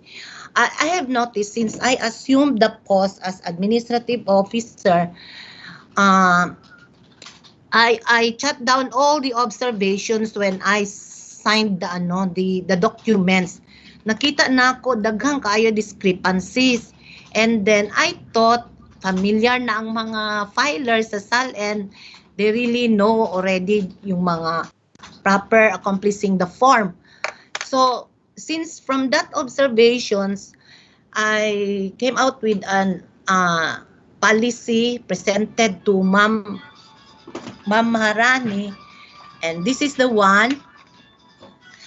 regarding the submission of a SALN, of which we are required under the law, Article 11, Section 17 of the 1987 Constitution, and with the MC number 13 from the Civil Service Commission, and Section 8 of RA number 6713, known as the Code of Conduct and Ethical Standard for Public Official and Employees. So, anon to this, these are allowed or authorized persons to administer oath. No, the regional directors, schools division superintendents, notaries, public members of the judiciary, provincial governor, and city municipal mayor. Since our division office medyo is a big division, we are about 10,000 employees. Imagine, you could just imagine 10,000 employees, and then one filer lang sa SALN, they need to prepare 2 copies. So, if you're going to multiply yung 10,000 times 2 copies, how many? Diba? 20,000 divided by 500. 500 in number of pieces sa bond paper sa inarim is 500. We will siguro mag-come up tayo almost 60 rims, no? So, we come up with this division issuance memorandum so that we could facilitate the early submission of SALN to the Office of the Ombudsman. So, the following are given authority to administer for the said documents for personnel, division, teaching and non-teaching related personnel, supervisors, school principals, school heads, teacher in charge, OIC, office in charge, and school non-teaching personnel. The authorized person to administer or sign is our ASDS Bisminda Q. Valde. And for all school teaching personnel, gidivide namin po by quality. So for quality 1 and 2, our authorized person to administer is ASDS Raymond M. Salvador. And for quality 3 and 4, it is AO Zenaida E. Mago. And quality 5 and 6 is to be administered by Legal Officer Attorney Jill C. Alpache.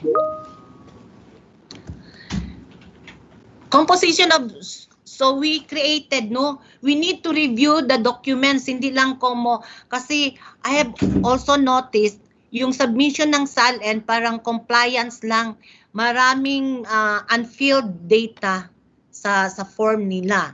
So this is, ang reference po dito, DepEd order number, I forgot the number, but through that issuance, we come up with this issuance, no?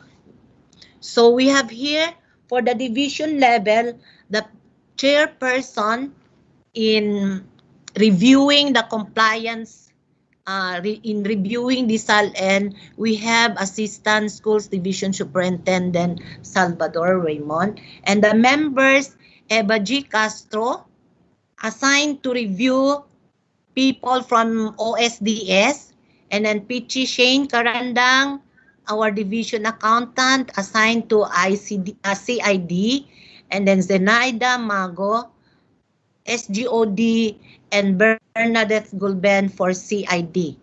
Bakit pong dalawa yung na-assign sa CID? So, I base this from number of SALN filers. Medyo marami-rami yung CID, no? Kasi included na po yung education program supervisors, district supervisors. Okay.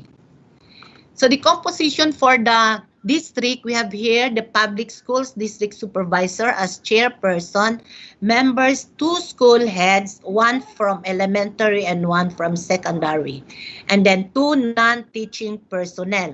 For those district na walang administrative officer, the district supervisor may appoint or add as a member yung ADA nila, yung mga bookkeepers or disbursing officers. Okay.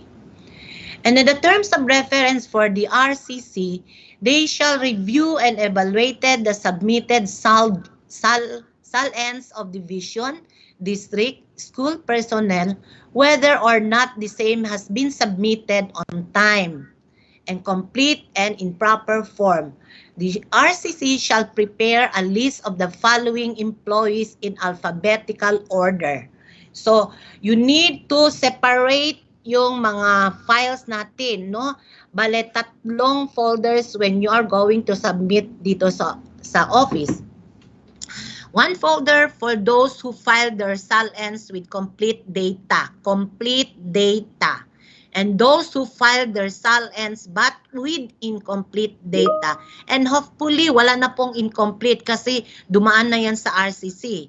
And then, one folder for those who did not file their SALN.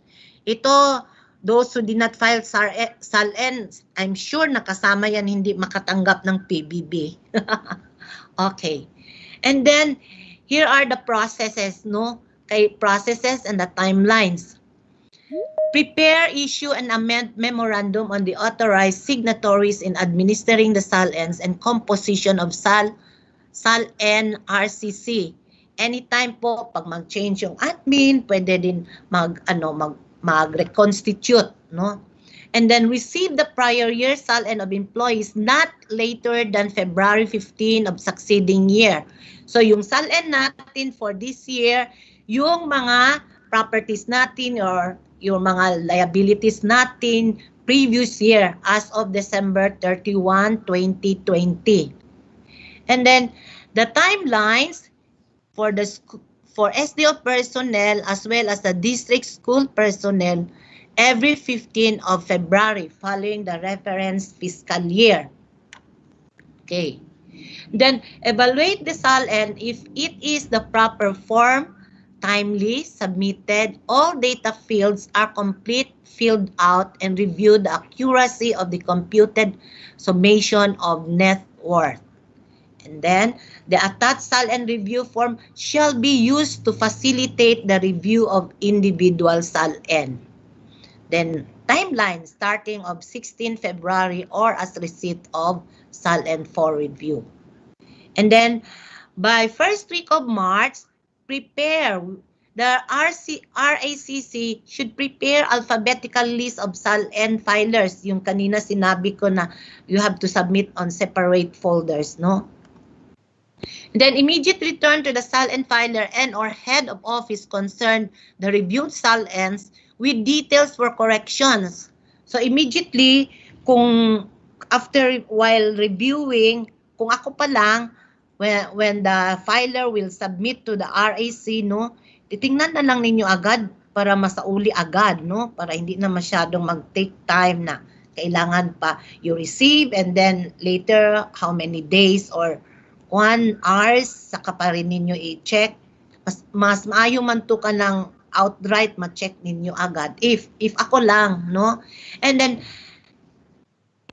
the corrected SAL filer shall return within a non-extendable 30 calendar days period, not later than 30th of March following the reference fiscal year, whichever is earlier.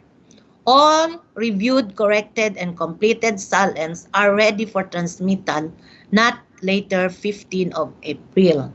Kasi within 15, before 15:30, dyan po dapat nating isubmit na sa ombudsman, no?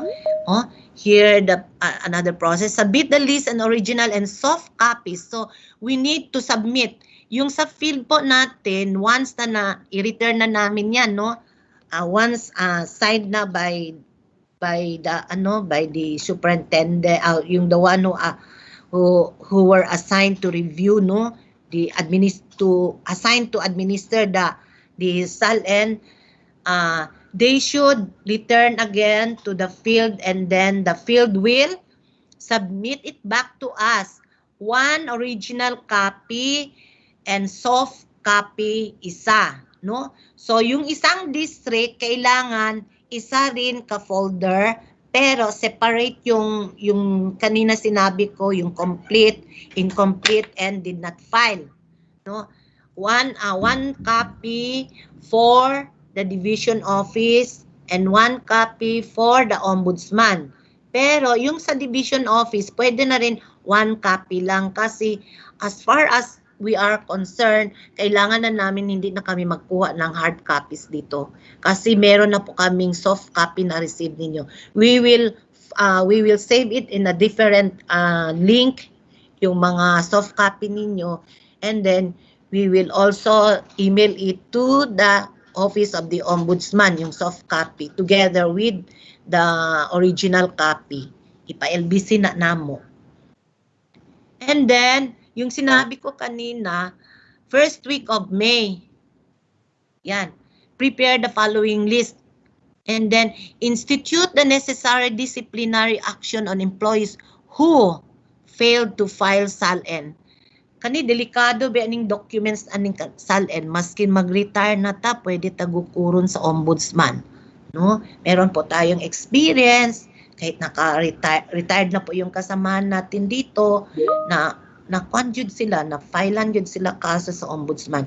So, kindly remind all filers in your level na i-complete ang data yun, and then before i-submit, i-check maayo.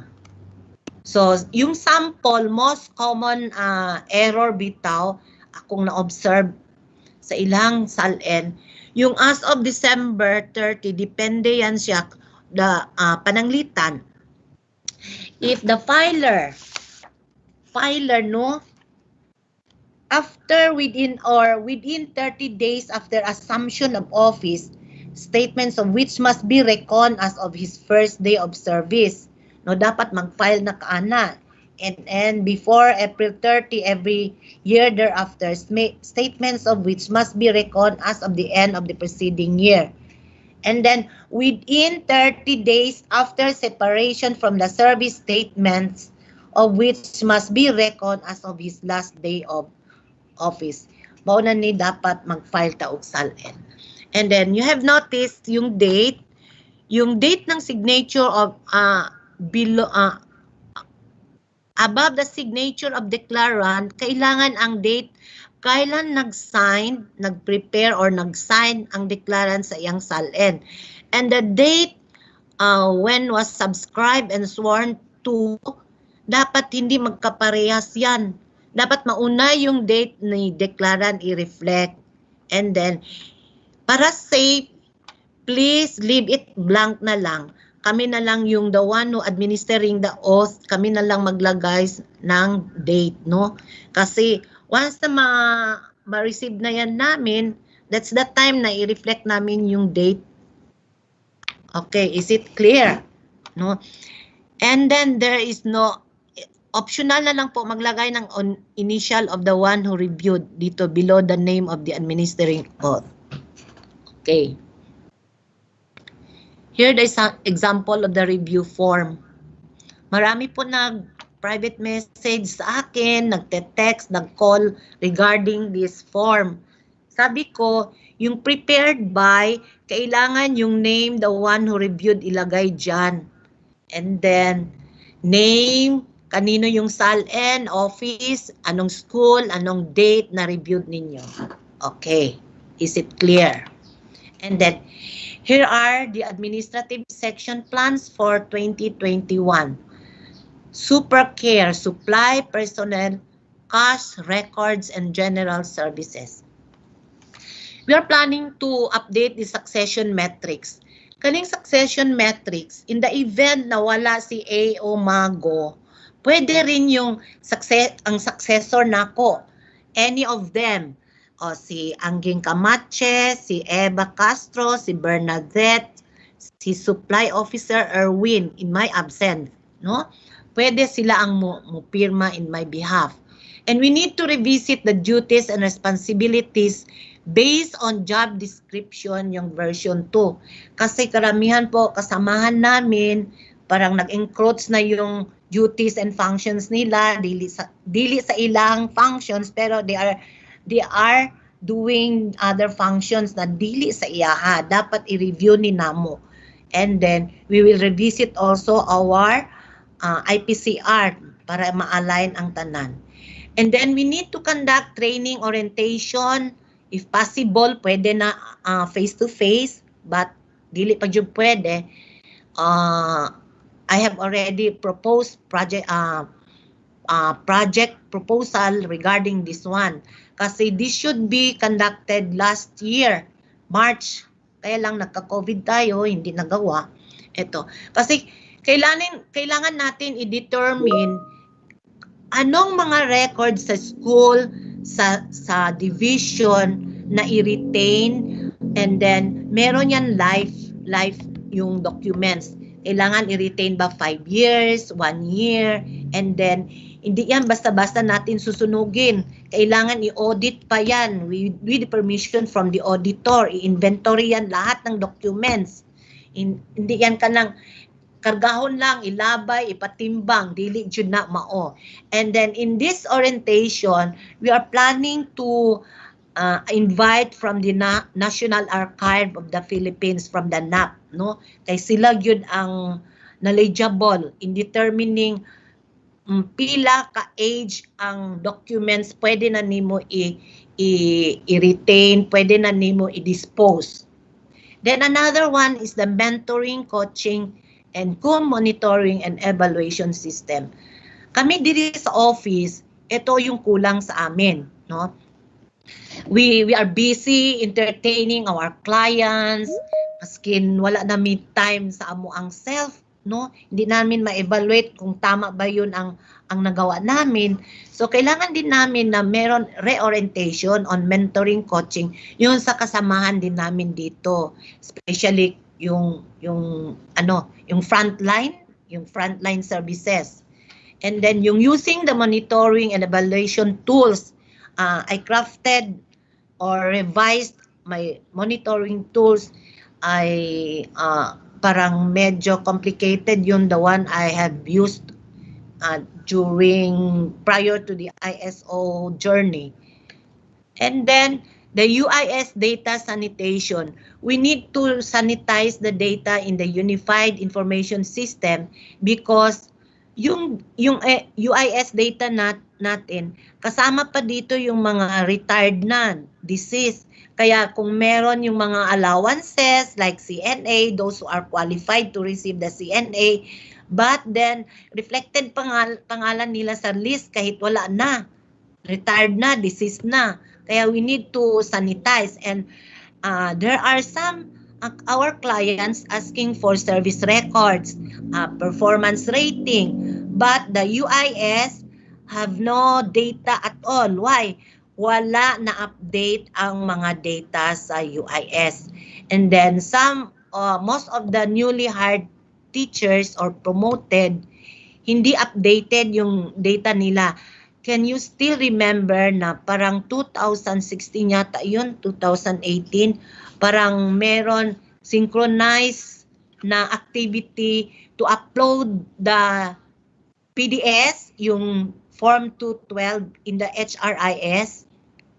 Parang nahihirapan po tayo kasi hindi friendly yung system. So, the time na nandito si Ma'am Tess Abad, with Ma'am Babon, with Ma'am Aleman, and through our very active ITO, Chester, ginawa nila yung UIS. So, na-establish yung data natin. So, na-establish at maganda ito. And then, ang problema lang natin, we need to sanitize. Yun po. And then, we are going to conduct quarterly, monthly meeting with administrative staff. And then we will include yung district and school, AO2.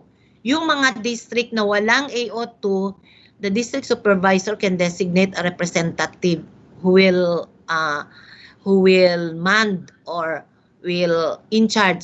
be in charge to submit the reports in the division office, kasi we discourage yung piecemeal submission. Wala nang piecemeal submission na. Okay. And then another plans for 2021 is the Project OBAS. Excuse me. Project OBAS means Online Business Appointment System. On planning stage na po kami ngayon, no? And then this is a web-based online appointment management system to help make the appointment setting process more streamlined. An online appointment management system allows clients to register and book appointments with the SDO employees concerned. no? Parang once na naka-login ka dito sa OBAS, kung ano yung gusto ninyong transaction, you will be given a schedule on what day, and then you will receive and you are going to download yung transaction slip. Once na you are going to have the schedule na kailan kayo magpunta dito, kindly print yung transaction slip and present to the guards, and then present to the room or the employee concerned na sinong gusto ninyo ika-transact. Okay. And then another one, we need to reactivation of public assistance and complaints desk and officer of the day. Mandatory po ito. Nandyan yan sa Civil Service Commission, nandyan yan sa DepEd, no? We need to utilize again yung client feedback form. Yung client feedback form, meron yan siya bale generic form, crafted by the civil service, utilized by the civil service, and then kailangan natin yung gagawin. And then the pass slip, we encourage to use the pass slip, especially yung kasamahan namin dito, kailangan meron pass slip before they will go out, and the pass slip should be signed by the superintendent or any authorized representative para iwanan nila sa security guard or for the officer of the day, so that when someone or somebody will ask the presence of certain employee, makatubag kung asa ni adto. Then, as I have said kanina, yung transaction slip no issued after login in OBAS. Hopefully, makuha na itong OBAS, ma-launch natin earlier para hindi po tayo mahirapan.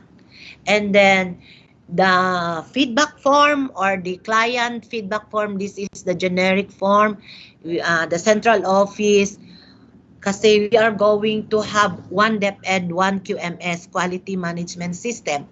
Kasi kanya-kanya na yung division office. We dapat sana yung mag-ISO, excuse me, yung ISO, dapat yung one DepEd, one QMS, kung ano yung policy, ano yung transaction, ano yung procedures sa kanila, down to the field school, kailangan parehas na. So we need to, our existing na feedback form, we need to modify it and make it seamless. And then with this, our division superintendent is planning to purchase one tablet per room. Bale, online na mo maghatag sa feedback sa amoa. Okay.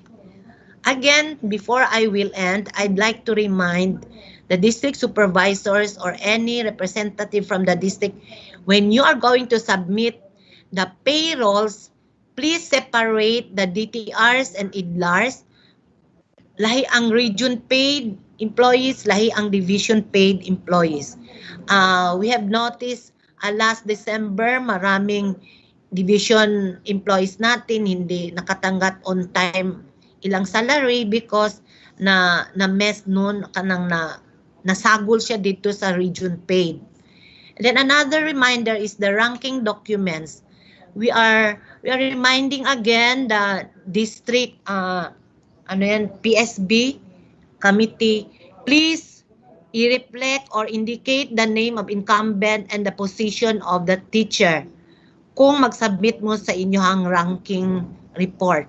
Then, another one, I have said kanina, no piecemeal submission of reports. And another one, hindi ko kasali dito, yung requesting for service records, considering we have no permanent internet connectivity, we are accepting yung request for service records. Yung AO2 natin, sila na yung magdadala dito ha, one-time service records request lang.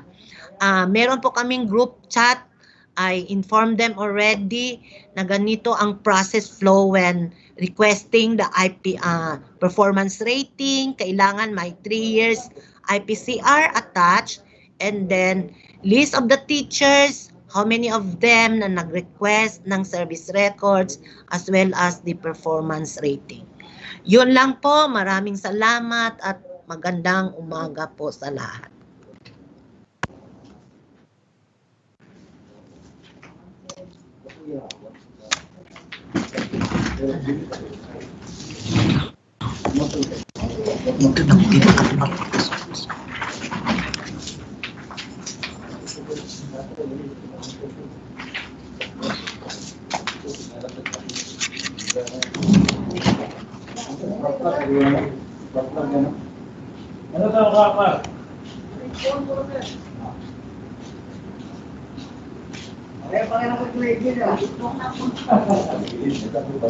Thank you for your presentation, Ma'am Udang.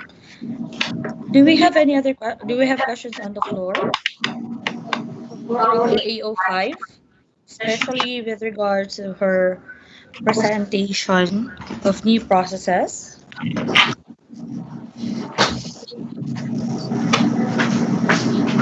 Again, do we have questions on the floor?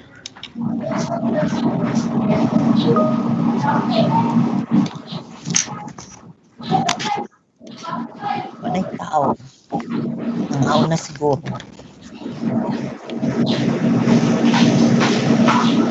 Okay, so we have comments. First one is from Sir Julwin Lahay-Lahay. Sorry, I think we're having a feedback. May I be appraised regarding my letter to SDS dated November 11, 2020, requesting for the processing and release of salary increment of my 22 co-teachers of Santo Niño Central Elementary School, Tukuran East District. Ma'am, this came up during the present. Okay. So, Sir Julwin is asking for an update on the processing and release of salary of his 22 co-teachers of Santo Niño Central Elementary School.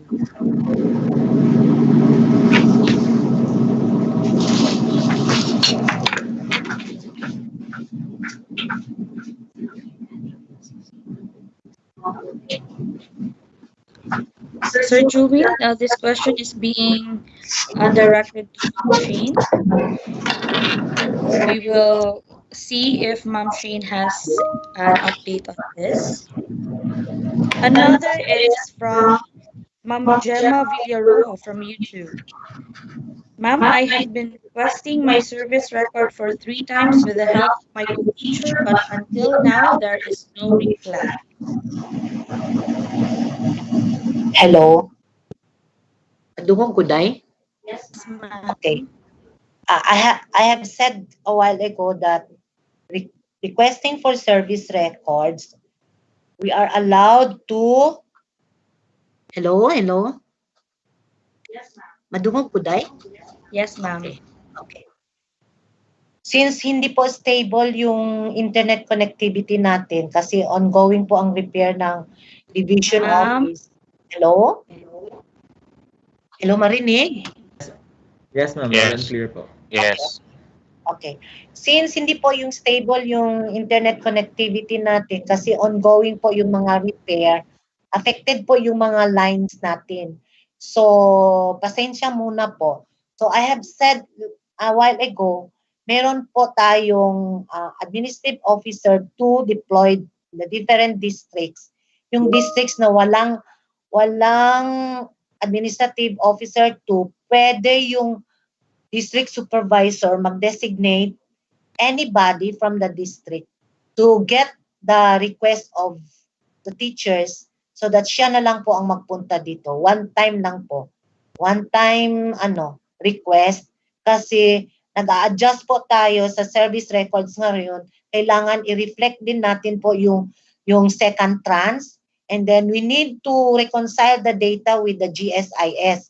Marami po tayong hindi nagkatali yung data natin sa GSIS. So we are even requesting 3 JO employees para mag-overtime to update our records, especially yung service records po.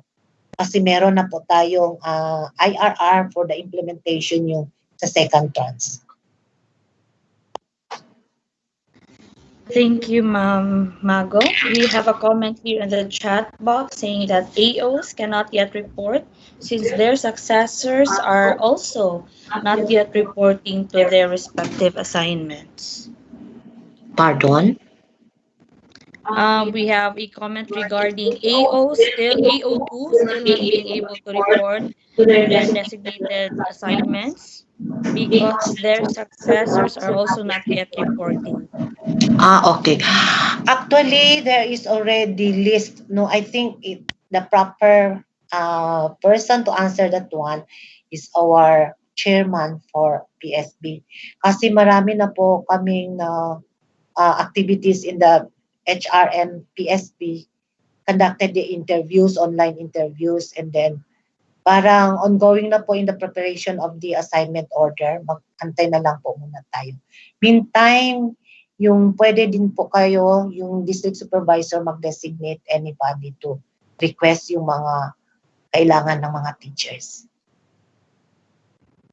We would like to remind our supervisors, our public school district supervisors and PICDs, as well as our teaching and non-teaching personnel, that if you have any other questions, you can directly message our personnel here in the office so they can give you a direct and proper answer.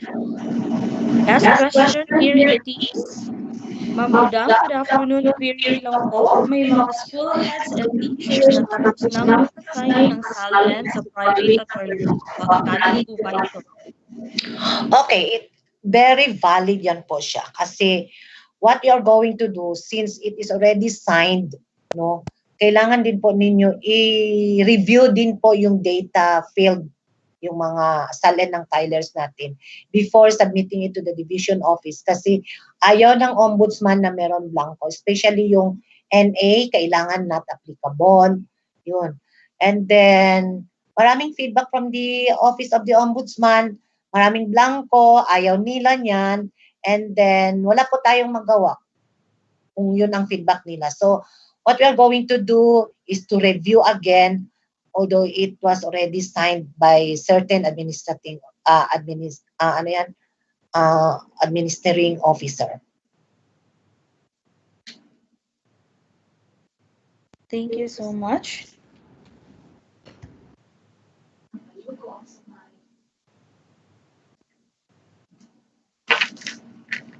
Excuse, just like to share something. No, thank you so much, Ma'am Dang, for presenting to the group the plans of the administrative section.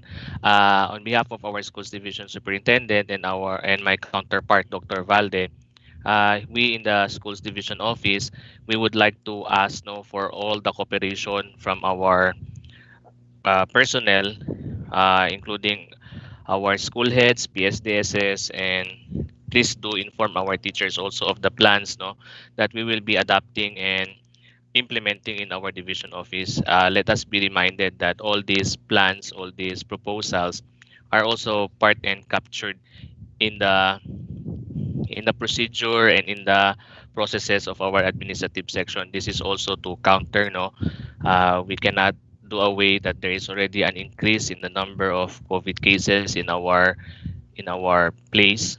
So we are trying our best not to prevent any more cases to be recorded in the future. So we are asking for the field to properly disseminate all the plans, especially in coming in and submitting documents, and in requesting documents. We must strongly adhere and follow the protocols, so we will not have any more problems. Rest assured also, once all of the plans from the administrative section, including on the previous presenter, that's GOD and CID, corresponding division memorandum will follow to clearly disseminate all the information. So we are asking for everybody's cooperation, especially our school heads, our PSDSS, who in turn do their share in the dissemination and information as much as possible. If we are not clarified on the process and procedures presented, please do coordinate with the respective people in charge so we can have a unified understanding and a common practice in our division. So this is what we are hoping from our group. Thank you. Thank you, Sir Salvador. Thank you, sir, for your clarification. And now There being no other question for our AO, again we are reminding every participant and every personnel of the Bangladesh Sur Division to please, if you have any inquiries or questions or clarifications to make, just reach out to a specific personnel or office so you can have a direct answer to your inquiry. Now let us proceed to no other than our division accountant 3, Ma'am Peachy Shane Karandang, to give her accounting updates and plans for 2021. Ma'am Shane. Okay, thank you, Ma'am Therese. Good afternoon, everyone. Good afternoon to our Superintendent, Ma'am Maharani Jacinto, to our ASDSS, Sir Raymond Salvador, and Ma'am Valde, to all our district supervisors, EPS or Education Program Supervisors, and the different school heads of the different districts of Zamboanga del Sur Division. Good afternoon po sa inyong lahat. Hopefully lahat po kayo nakapag-lunch na po. We'll have our working lunch na lang po. And so I'll start my presentation with the financial updates as of this date. So wait lang po.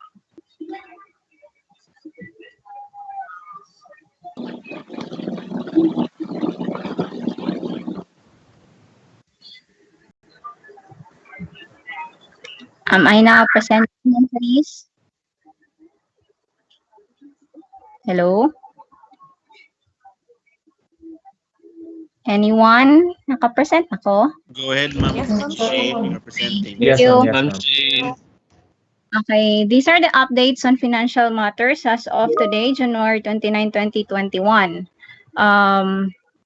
Ito po, yung number one, yung much awaited po natin na Service Recognition Incentive or what we call the SRI for the calendar year 2020.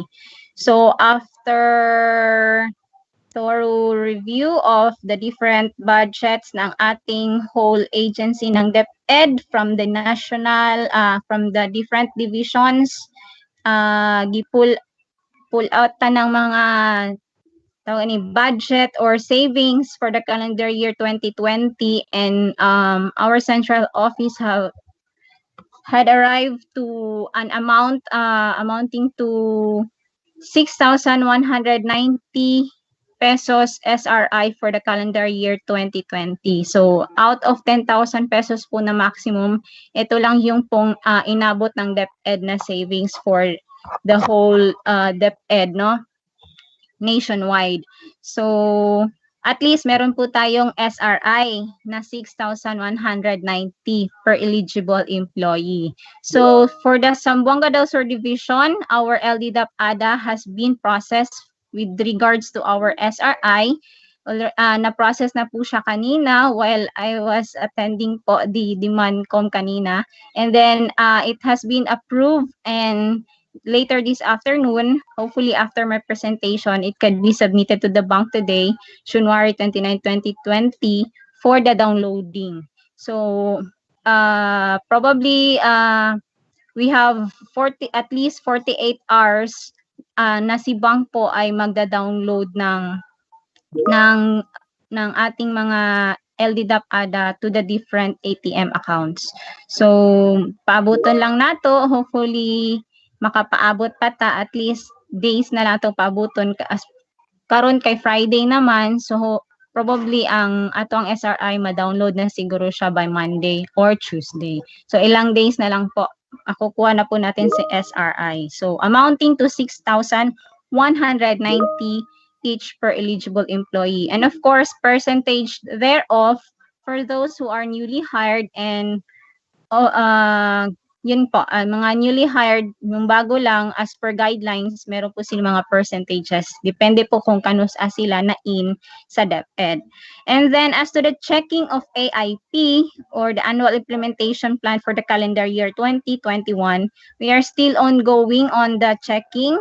And we have our goal to finish it today, January 29, 2021. So, lahat po na na-pending na for checking na AIP for the last 2 to 3 weeks, I guess, because of the the closing of books for calendar year 2020, and then last December na pending din po siya kasi po we are in a hurry to fast track the processing of financial transactions for the calendar year 2020. So yun po, kaya po siya na pending.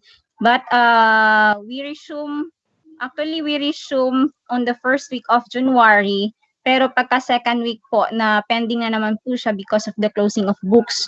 And then we resume again this week, and we have our goal. We will try our best to finish it today. Actually, naka-divide na po siya for each in charge or bookkeepers na na-assign po sa ating division office to check on our AIP. So hopefully ma-check na mo tanang AIP. Lahat na po nang nag-submit ng kalang AIP dun sa aming office. And then except of course for those with discrepancy kasi we have to return such folders or AIP to the different schools para po ma-revise or ma-edit yung pong mga may discrepancy.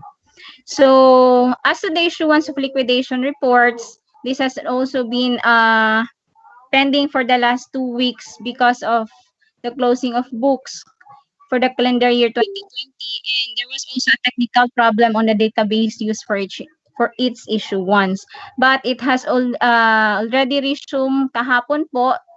Nakapag-resume na po kami na mag-issue ng mga liquidation report forms para po dun sa mga liquidation ng mga schools na sinabmit. Then, as to the downloading of school MOE, we had also started such. For schools who had submitted their request this January 2021, it was already being processed last week. And because we have no actual hindi po kami punta sa division office for the last 2 days, Monday and Tuesday, because of this infection. We had submitted the request, the LDDAP ADA last Wednesday, January 27, 2021. Hopefully, this afternoon, ma-download na po yun ng bank sa different accounts po ng ating school heads or schools. And then that's all for our financial updates. And then we'll go on to the SDO accounting plans for the continuous improvement for the calendar year 2021.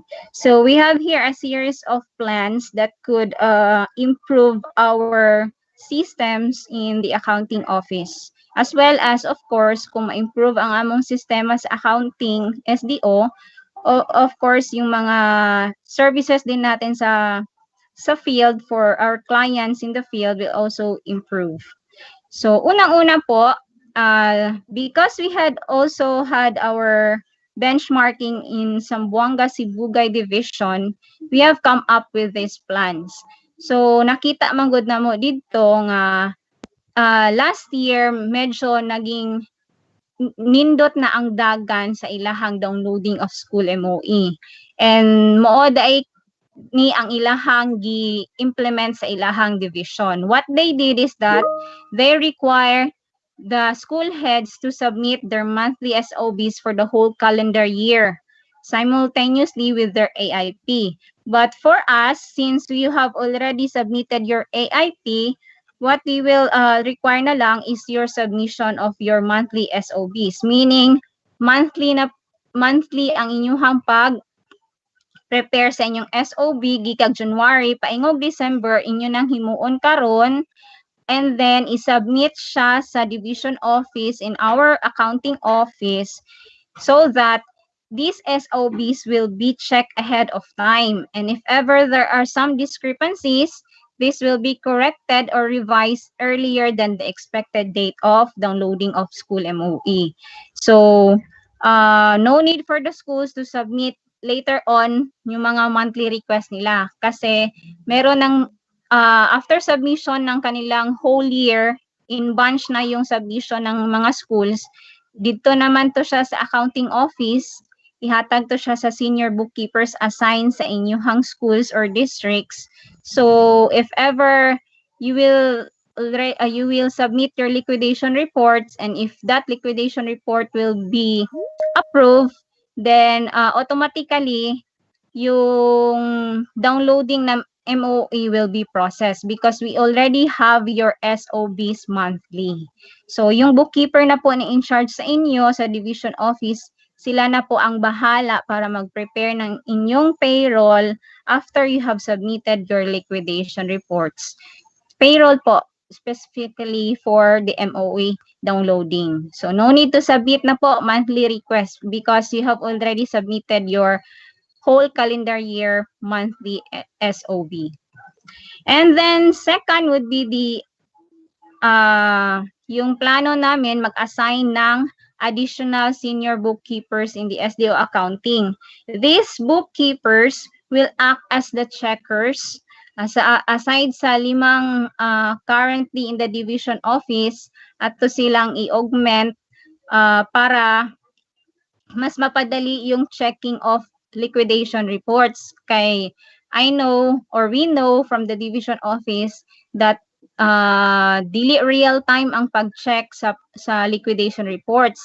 You still have to wait days, no, para ma-check ang inyong mga liquidation reports before mahibalan pagani kung naabay discrepancy or wala, or approved na ba ang inyong liquidation reports. So para mapadali ang checking, we will assign additional senior bookkeepers to act as checkers on the different districts post, and they will be also the one to post the liquidation reports of cash advances in the respective ledgers para updated na po yung mga ledgers ninyo.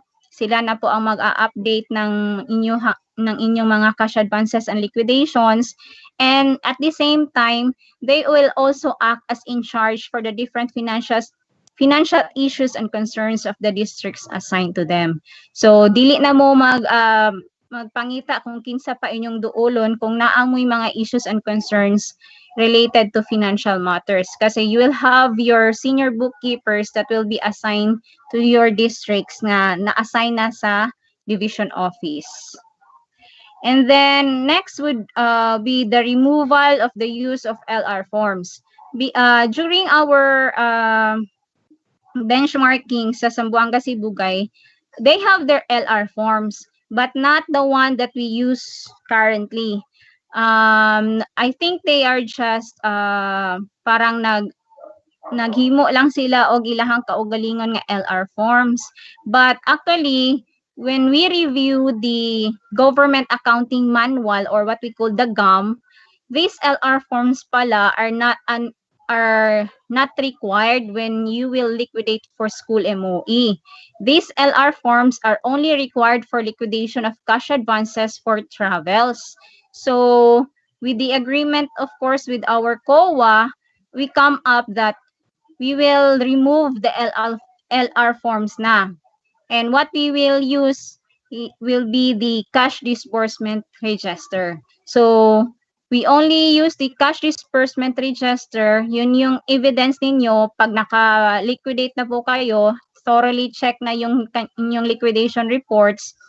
Yung CDR na po ang gagamitin namin na is the stamp receive, and then a copy of which will be returned to the senior bookkeepers for filing as evidence of your submitted liquidation reports. So no more LR, kasi yung nakita namin pag meron kasing LR, mas madugay. It would take time for you to get your liquidation reports or to submit request also, kasi nga this will form part of your request.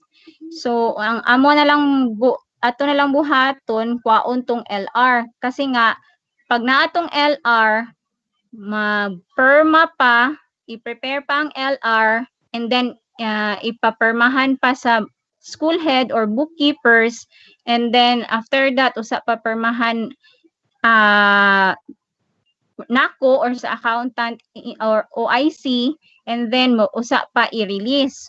So para mawala na siya, dili na ta madugay, dili na magsigig paabot kung kinsay mo kuha, paabot pa magpaperma. So wala na to na siyang LR forms kasi based on government accounting manual hindi naman pala siya required. So we will now use only the cash disbursement register. No, para mapadali yung ating liquidation reports and also the downloading of your school MOE. And then, we will also update the tracking forms. Kasi itong tracking forms parang for compliance purposes na lang po ang nakikita namin. So, we will really strictly implement the use of such as well as yung checklist per transaction. Kasi nakikita namin, usually or mostly, wala na pong mga tracking forms or checklist. Or kung meron mang tracking forms, parang ginagawa lang ninyo for compliance para lang ma-check ng division checkers. Nakita kasi namin na these tracking forms and checklists really are necessary for the processes to be smoothly para mas smooth ang atong pag-process sa mga transactions. Lahi manggod kung na ay tracking forms, at least we know kung asa man gani na ay, nagka-problema ang ato ang pag-process sa inyuhang mga transactions. And at the same time, kung naatay checklist, mas mapadali na matrabaho nato and makomply lahat ng mga supporting documents na needed for that specific financial transactions. So we will update the tracking forms because we have also observed this, that the Zamboanga Sibugay Division have also used such, no? And these two documents have also helped them in the smooth processes of their transactions. Processing of their transactions, I mean. So, amo ani siyang i-update para pod inline siya sa ato ang of course the checklist also para mo inline siya sa ato ang kung unsa man ganing ato ang needed jud diri sa division office. So next will be the senior bookkeepers or disbursing officers from the field should be the one to submit the liquidation or other reports in the SDO. So no need for the school head or teachers na moanhi pa sa division office para lang mag-submit og liquidation reports or mag-submit ba kahag request for school MOE or other special program funds. Nakita na mo sa Division of Zamboanga Sibugay, medyo hapsay ang ilahang pagtrabaho dito because wala kaayoy mga clients na nagasulod sa ilahang office because they are not allowed to do so, and yet only the senior bookkeepers or disbursing officers are allowed to go to the division office, and dili sad sila ginapasulod dito ra sad sila sa drop boxes magbutang sa ilahang financial reports or liquidation reports. And if ever they have some important concerns, ang katong ilahang bookkeepers nga na-assign sa ilahang districts mo sadtoy mo gawas dito sa ilang office para i-cater kung unsa man gani ang issues and concerns the bookkeeper or disbursing officers from the field. So they are not the school heads or teachers will not be allowed to submit the said reports unless there are other important concerns that the school heads are necessary. So kung i-memo na si school head nga or si teacher na paadtuon because needed ang iyahang presence, that's the time na pwede mo adto or pasudlon si school heads. As to the liquidation reports pala, to the checking, we will just emphasize na yung bookkeepers na mabilin sa field will be the one to give technical assistance and to check the liquidation reports as to the completeness of the supporting documents. Yung bookkeepers naman po na ma-assign sa ating division office as checkers, they will be the one to pre-audit all the supporting documents of the liquidation reports or to thoroughly check the liquidation reports. So yung sa bookkeeper sa field, make sure lang niya nga kompleto lahat ng mga documents based on the checklist. And mag-thorough check ato ang katunang checker sa division office. But they are not prohibited, yung mga bookkeepers sa field are not also prohibited to do the thorough checking kasi pwede naman silang gumawa nun para pag abot sa division office, wala na mga discrepancies. Nasala na daan dito pa lang sa ilahang district. So, and last but not the least, we will also implement the downloading of school MOE and submission of liquidation reports by schedule. Actually, this is the initiative of our superintendent nga kailangan gid daw by schedule na ang ato ang pag-download sa school MOE. And also, we find it more convenient and mas mapa-improve sa atong sistema kung by schedule jud ay siya. So later on, I will present the scheduling of the downloading of school MOE as well as the submission of liquidation reports by districts. Lahi ang sa elementary and lahi pod ang secondary nga districts. So napaday mi pahabol, wala na ko na-appeal sa slides, but our ASDS, Sir Raymond Salvador, also have a plan that could also help the finance section with regards to the submission of liquidation reports. Of course, with the coordination of our ITO, kasi later on, we plan that there will be an automatic issuance of demand letters through the UIS Bakaha or online database that meaning an automatic na po na mag-i-issue ng demand letters for those school heads or accountable officers na hindi po makapag-liquidate on time ng kanilang cash advances. So hopefully ma-realize to siya this year kasi nga that would also help us in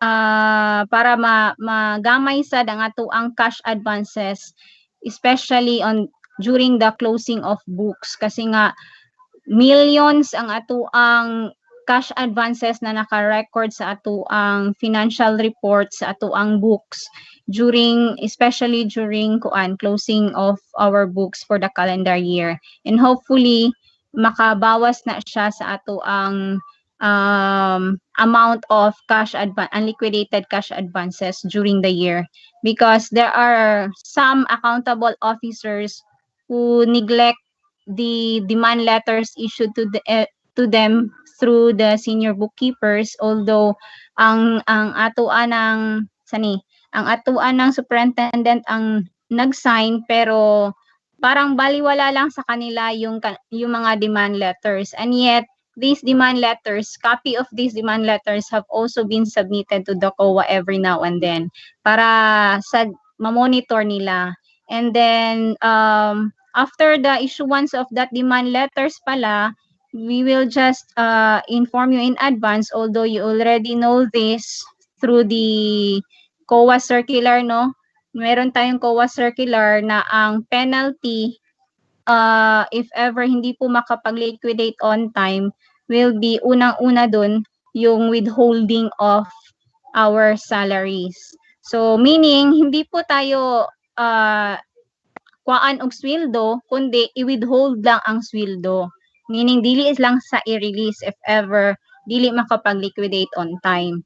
But for now, we are still working on that automatic issuance of demand letters. Hopefully, ma-realize na siya as soon as possible with the help, of course, of our ITO, si Sir Chester Don Bayukot. So, that's all for the proposal. I'll just present to you the scheduling of the downloading and submission of liquidation reports per district. So, eto po yon. We have here the schedule of MOA downloading. So, we divide the month into 4 weeks kasi nga 4 weeks naman po usually yung month natin, no? Per month, there are 4 weeks.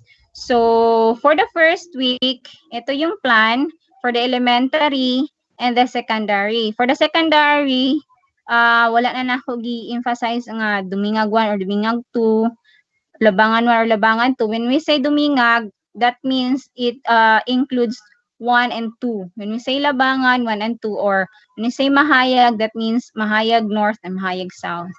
Here, for the first week, we have here the different districts like Aurora East, West, Tabangan 1, Dinas, Tuparan West, Vincenzo Sagon, Dumalinaw, and Lapuyan. For the secondary, on the first week of the Pamoy downloading will be the Dumingag. That means Dumingag 1 and 2, Labangan 1 and 2, Lakewood, Dinas, Suminot, and Tambulig. Actually, when planning for this schedule, the basis is the number of schools per district. And at least we come up with this na ranging from 215 schools per week to 220 schools. So para isa lang gid ang ato ang per district, no? So makita ninyo sa second week mo na sad ni siya, for the third week mo pud ni ang mga districts na downloadan, and for the fourth week mo ni nga mga districts ang downloadan. So if you could see sample lang, for the first week we have Aurora East. So we have here the schedule also of the submission of liquidations. No, kung nakita ninyo kanina si Aurora first week ang iyahang downloading. Makita ninyo sa submission of liquidation ang iyang schedule is on the fourth week. So naay at least 2 to 3 weeks si Aurora East and the rest sa first week nga schedule of downloading to liquidate or to process their liquidation reports. So during second week and third week mo ni ilahang time to process or tigpamalit ba kaha or mubayad ba kaha para sa ilahang mga procurement as stipulated in their SOBs for the month. So sa fourth week, dapat si Aurora East and the rest of the districts should liquidate. Kasi as per instruction from our management, if ever po hindi po kayo nakapag-submit ng kanyang liquidation reports within the schedule, within the week na inyong schedule, you will now be not dili na siya mahimong priority for checking. So like for example, for the first week, kung ang schedule is yung bayog, priority po sila lahat nga iunahon og checking ang ilahang liquidation reports. Although pwede ra gihapon mo submit ang laing districts during the first week sa ilang liquidation reports, but we have to prioritize the checking of the scheduled districts. So kung maulahin mo, dili na mo ma-prioritize nga i-check. Unahon sa og check ang katong naka schedule during the week. As well as po dun sa schedule ng downloading of MOE. If si Aurora, like for example, si Aurora, mo request na siya diri na sa second week, kay tungod second week na sad siya naka-liquidate, so dili na siya priority for the downloading. Kasi we have already here the list of priorities na downloadan for the second week. Usa pa siya downloadan after the scheduled districts will be downloaded also. So ingon ana siya, like for example, for second week sa bayog, ang schedule sa downloading second week, ang ilaha pong schedule sa liquidation na sa first week of the following month. So they have the third week and fourth week para i-process ang ilahang liquidation reports. And so on with the other districts. Manana siya ang pag-arrange nato sa schedule of downloading and submission of liquidation. Next, we have here the distribution of senior bookkeepers in the field. These are for elementary only. So, kanina ka-highlight og yellow, these are the ones, these districts are only one senior bookkeeper will be assigned. Kasi nga, we also base this on the number of schools. Pag yung number of schools po kasi 25, reach 25 and above, dalawang bookkeeper po yung i-assign natin. And for those districts na below 25 ang number of schools, only one senior bookkeeper will be assigned. But of course, you have already your disbursing officers.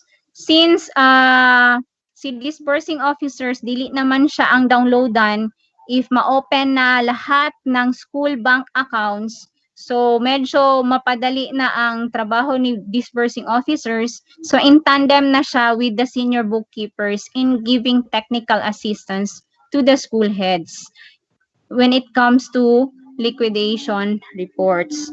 So, ingon ana siya, kani nga mga districts nga naka-highlight ng yellow, isa lang ato ang ibutang nga bookkeepers, and kaning mga naka-highlight og orange, duha na nga bookkeepers. And also, this part of our plan is also to reshuffle our senior bookkeepers. But we also make sure, although ma-reshuffle sila, we also make sure nga dili ra pud sila malayo sa ilahang municipality wherein they have been currently residing. So dito sila gihapon duol sa ilahang lugar kung asa sila nagpuyo karon. Although ma-reshuffle gyud sila because we also plan this in gi-pattern sad namo sa mga COA bitaw nga who will be the one who are assigned to post audit kasi itong mga bookkeepers na to, they are also assigned to pre-audit our liquidation reports. So para dili na kaayo kuan saning tawagan kanang dili kayo sila to prevent familiarity with their schools or school heads, and dili sad kay ma-prevent sad nato yung mga biases or unfair sa pag-checking kasi naiuban as per observance, no, ay uban nga sige perma na lang po aning liquidation report, amiga bitaw mi ani ni sir o ni ma'am, dili na lagi ni makuan lagi. So to prevent that one, amo sang every now and then, every 3 years, we also plan to reshuffle lahat po ng bookkeepers. So this time, ang amo apang giplano for the elementary only. Mo proceed na po ta later on sa secondary. So expect jud lahat ng bookkeepers sa elementary, aside sa naay ma-detailed or makuha para as checkers sa division office, all of these senior bookkeepers in the elementary will be reshuffled. So that's it po. And then here are the list of checkers with cluster districts in elementary. So si checker 1, ito po yung kanyang cluster districts, yung Aurora East, Aurora West, and Labangan 1. Actually, these are also based on the number of schools based on the National Expenditure Program. So, ito po yung mga schools na meron pong school MOE for calendar year 2021. So, dito na mo gi-pattern ang paghimo ani nga clustering. So, kani siya, we have 12 checkers clustered for the cluster districts elementary, and we have 5 checkers for the secondary. So, ito po yun, yung highlighted in green, ito po yung mga bookkeepers who are currently reporting in the SDO as checkers. Yung highlighted naman in blue are those bookkeepers na ma-additional siya, will be added as checkers in the SDO. So, each checker in the elementary, maghahawak siya ng 56 to 57 number of schools. Medyo daghan-daghan sa elementary kasi dili man po lahat ng elementary schools dagko. So, na may mga gagmay ani. And compared to secondary, 39 to 40 schools ang ilahang paggunitan, including the senior high schools, kasi mostly naman sa mga secondary, dagko ang kanilang MOE. So, that means medyo thick or baga ang ilahang mga liquidation reports nga i-check later on. So, I guess that's all for my presentation today. Thank you so much. And if you have some questions, I'll be glad to answer such if you have some. Thank you. Thank you so much, Ma'am Shane. Thank you for giving us the good news about our SRI and, of course, the many assistants that you are now arranging for our different school heads. Ma'am Shane, we have questions from Sir Julvin Lahay-Lahay. I would like to reiterate this question. He is requesting an update regarding the processing and release of salary increment of his 22 co-teachers in Santo Niño Central Elementary School. Another from Sir Julvin is he is asking for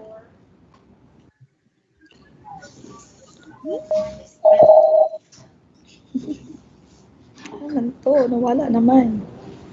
He is also asking for what is the particular budgetary item, where does, or Ma'am Shane, from what particularly budgetary item does the saving come from? And finally, what about the implementation of DO29 series of 2020 or the opening of bank accounts by the schools? Are we not implementing it this year? All right.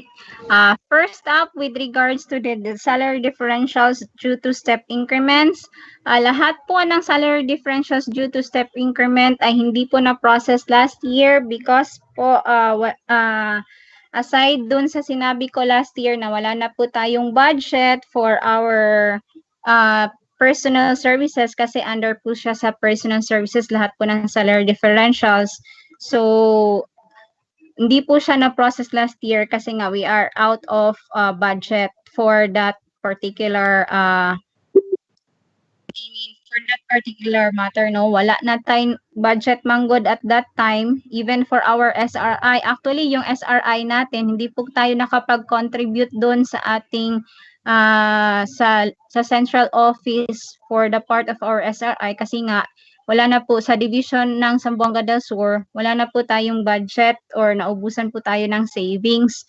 So, wala ta naka-contribute for our SRI, and we have also not processed our salary differentials due to step increment. But we also have some payables na naka-record siya as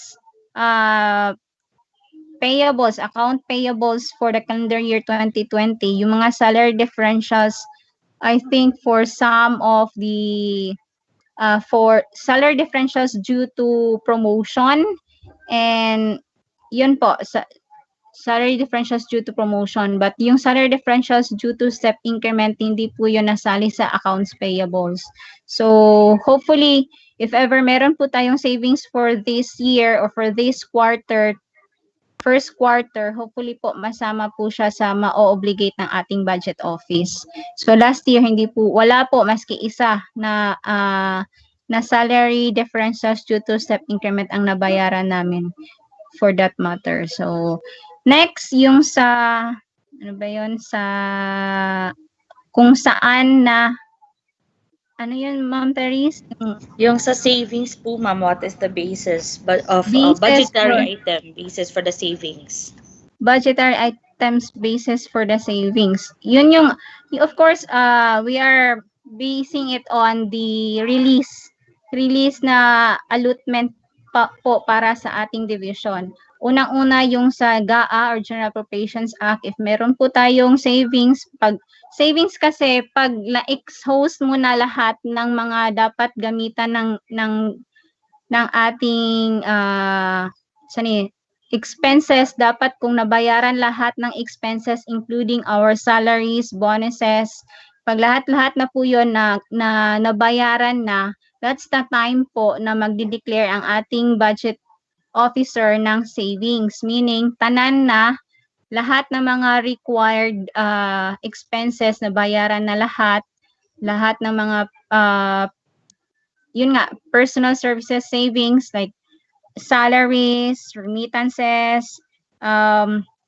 bonuses, lahat-lahat po. Pag na paid na po yan lahat, meaning we have, and yet we still have allotment for obligation, that's the time po na mag-declare ang ating budget officer na merong savings.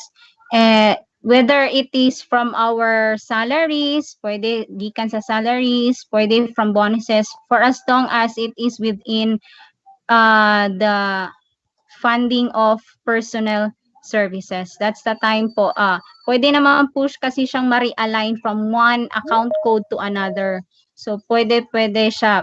If, let's say, for example, yung may, sani, ang ato ang savings, naay savings sa bonus, sa year-end bonus. Probably because na ning retire nga wala na dili na or newly hired pa to siya and then wala pa siya dili pa siya eligible to receive bonus sa ba or na ay ning transfer na or ning retire ni separate from the service. So kato iyahang budget for the whole year and naa naman siya budget sa bonus, pwede to siya i-declare later on kung na-exhaust na tanan dapat nga gamitan. Pwede to siya i-declare ni budget officer as savings for the payment of our, like for example, SRI, for our salary differentials, ganon. So, yun yung mga sources natin ng savings. And then, yung third question, can you read it again, Ma'am Therese? Sa itong third question.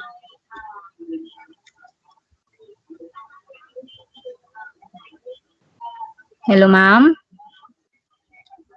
Ma'am Shane, Yes, ma'am. opening of the bank account. For the opening of bank accounts, actually po, we are already implementing po the downloading of the different school funds, including the school MOE, SBFP, and other special program funds, dun po sa mga nakapag-open na ng kanilang bank accounts. For the DBP lang kasi, yung pong mo lang ni sila ang naulahi. Mostly kasi sa ato DBP ang gi-open. So naulahi sila og process ang mga tagad ang nag-open sa DBP. But for those who have already who have opt to open with LBP or Land Bank of the Philippines, whether in Aurora branch or Mulawi branch, naa na sila actually naa na gid sila mga school bank accounts. And we are also downloading their school funds to these bank accounts. Actually, ang implementation ani niya as soon as naa na gyud ma-open ang ilahang school bank accounts, no, ginabutangan na gyud namo or gina-activate diretso ang ilahang paggamit sa ilahang mga school bank accounts. Naghulat lang sad mi kung kanusa ma-open ang ilang bank accounts. So we also would like to remind all those school heads that have already filled up the forms of the DBP to please submit now those forms para ma-process na ang pag-open sa inyong bank accounts with DBP. Kasi according to our cash unit, nag-text ako, nag-PM na ko kanina nga there are some school heads who have not yet submitted the filled up forms para ma-submit na sad unta siya sa DBP o ma-process na nila ang opening sa ato ang bank accounts. So actually ongoing na ang implementation sa ato ang the usage of those school bank accounts. Right? Thank you, Ma'am Next Shane. question. We have a question here at Teams.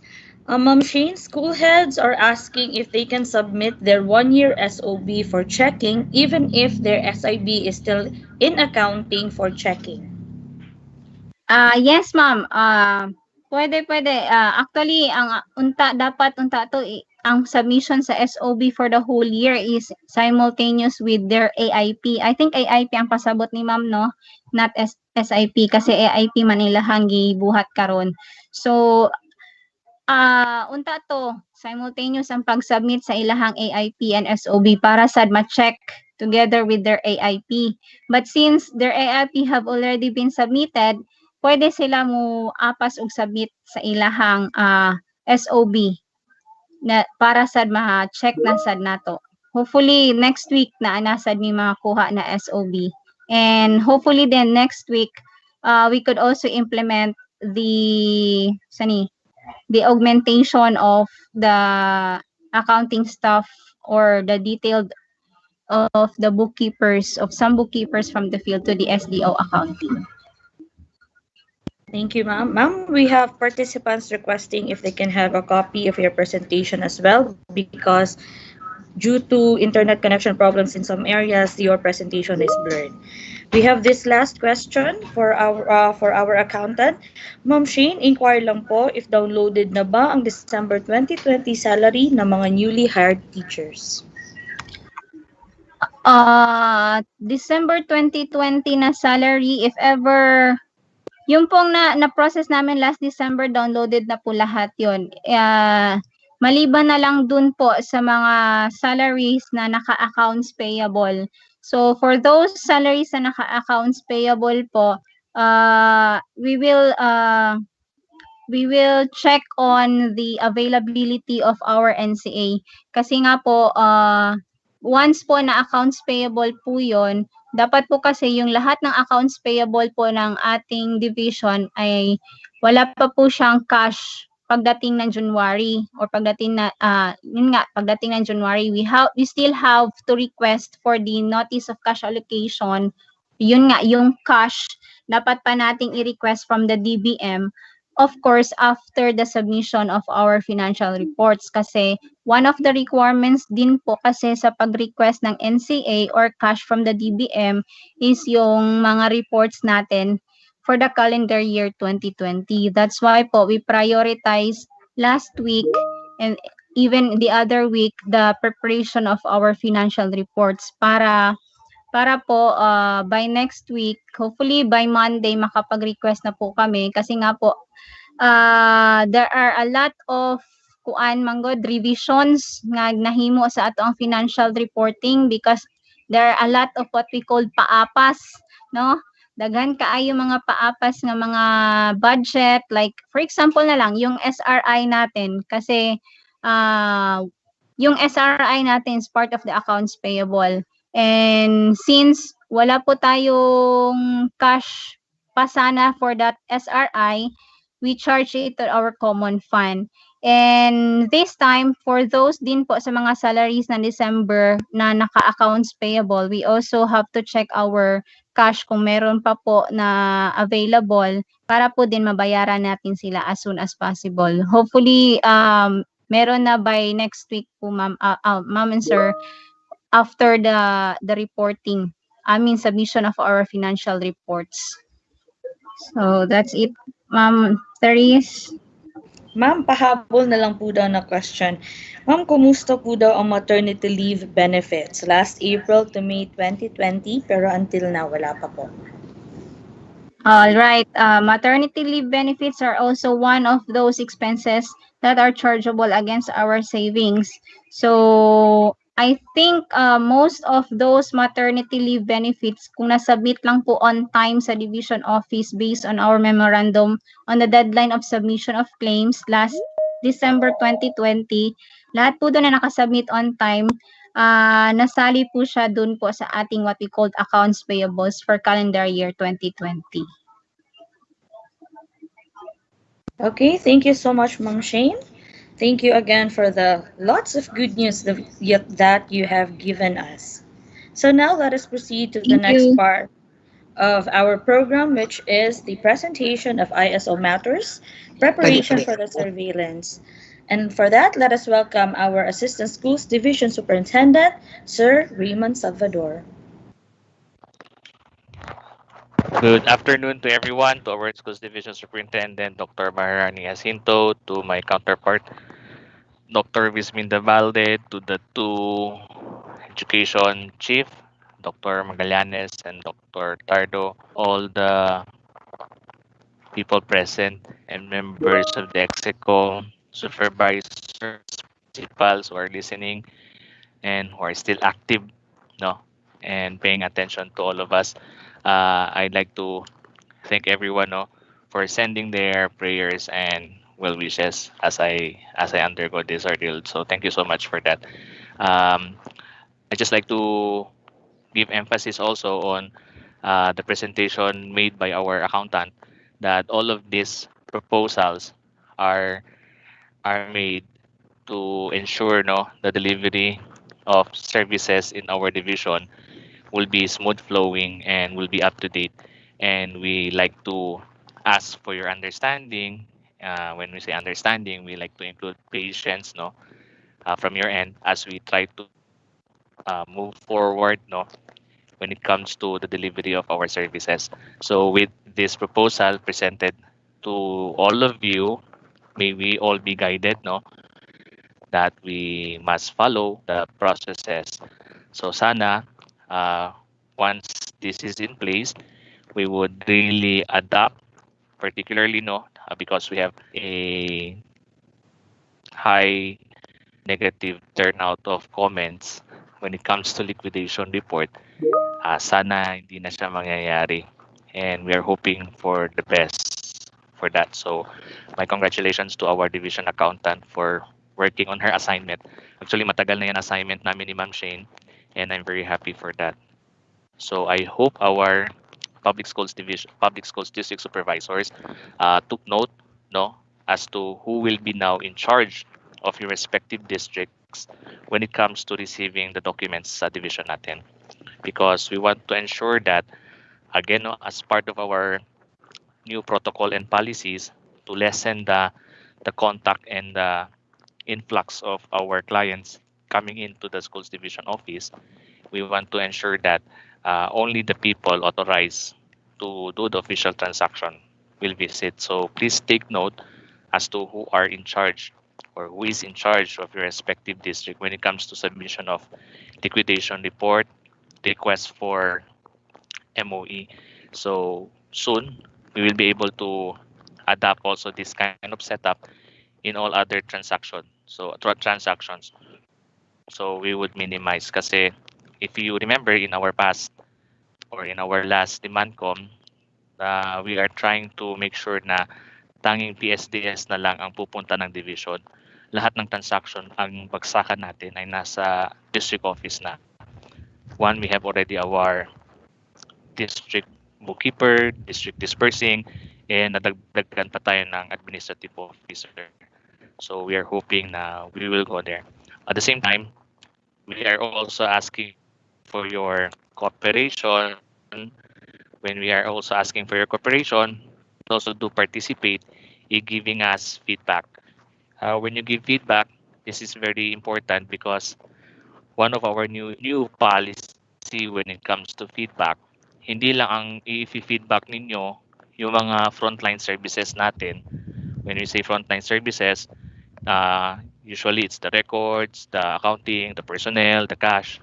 But in our new setup, you, dear clients, no, PSDS, school heads, you are also going to give feedbacks on the offices of the top managers. So to include no, uh, you can give comments, you can give suggestion to improve our services. So kasi sa una parang wala. So wag kayong matakot magbigay ng feedback. So in the event like in my office, I'll make an example. When you make a transaction in my office and all of a sudden you were not satisfied with how my staff deal with your request or deal with your transaction, then pwede kayong mag-comment because at the end of the month, uh, our SME with our admin officer, AO Udang, they will consolidate all comments and feedbacks and they will provide us a copy kasi we will have to address all your comments and feedbacks. So this is one of the innovations that you are going to experience in our division. So if you're asking me where am I going with this, because I'm going to focal points is in charge, which is EM, going to present to you the activities we are having.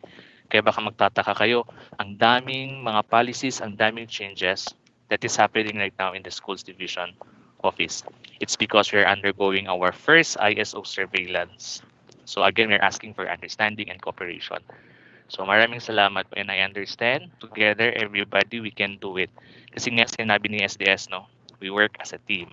Para sa akin, the word team is an acronym which says together everybody achieves more.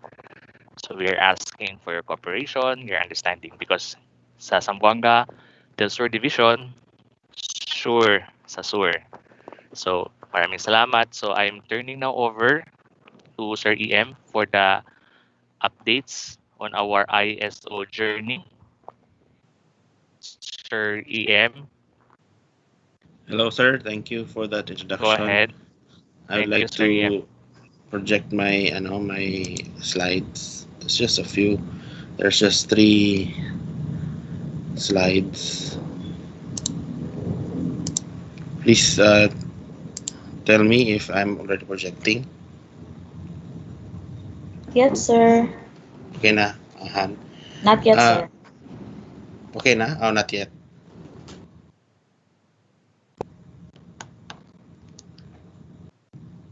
Not yet.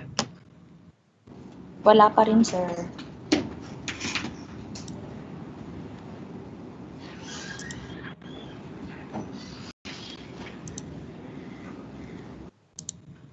This one, Han. Yes, sir. You're already Okay. presenting. Hello again to our top management, SDS Jacinto, our ASDSS Valde and Salvador, our chiefs, Tardo and Magallanes, and members of the EXICOM, and all the participants of our DIMANCOM today, first for this year. These are just updates of the ISO journey of our division office. Perhaps our school personnel or our school heads and all those who are based in the field will also have an idea of what we are doing regarding our ISO certification.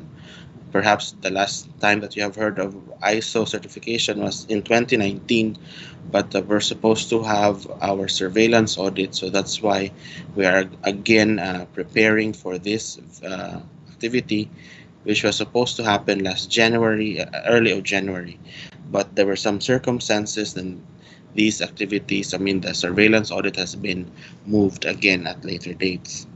Now I'm just going to share to you what we have been doing since January or even last year.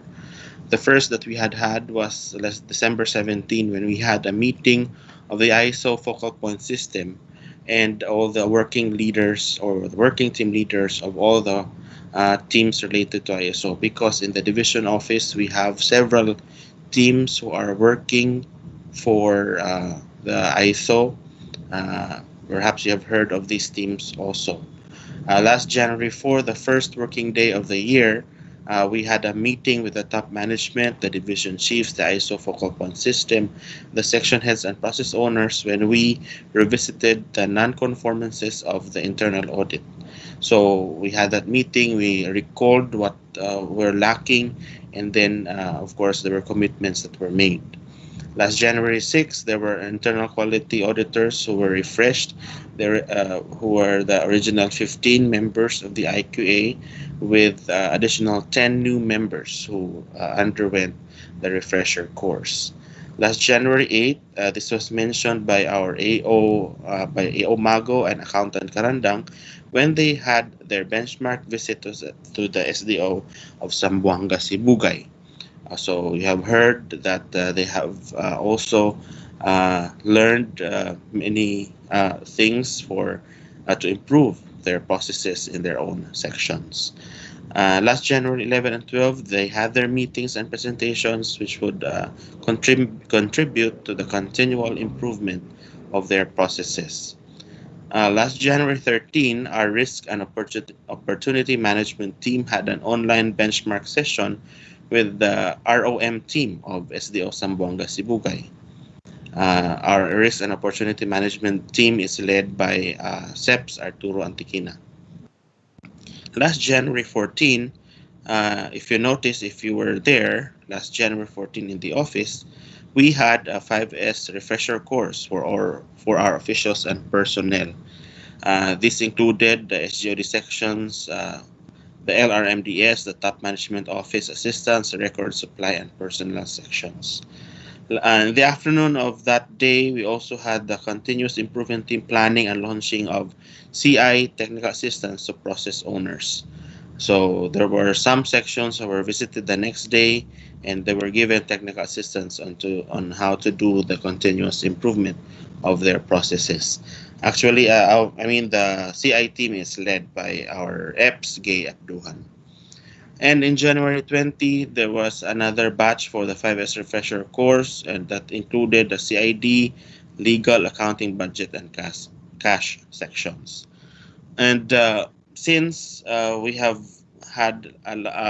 another postponement, another change in the schedule of the surveillance audit, we will have another adjustment of schedules to be done by ASDS Salvador and the ISO focal point system. When we have the new set of schedules, when we have conferred or consulted with our SDS, then we will be releasing a division memorandum so that all our personnel in the office will know their deadlines and their activities and the duties that they need to do regarding ISO. And this will also inform our field personnel on what we are doing in the office so that you will also have an idea of what really we are embarking on when we are having the surveillance, when we are looking forward to the surveillance audit, which will happen now on March 28 to 29, 2021.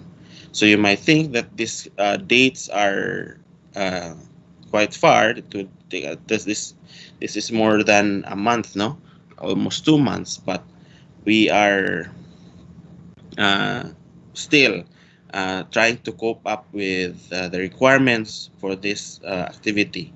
So I hope you will also understand us in our changes in the process. If you have policies that will be implemented very soon, this will be a part of the activities that we are embarking on for the surveillance audit. Thank you so much for your time in listening to the updates of the division office in relation to our ISO certification. Thank you so much for your update, Sir EM. Do you have any additional discussion, Sir Raymond?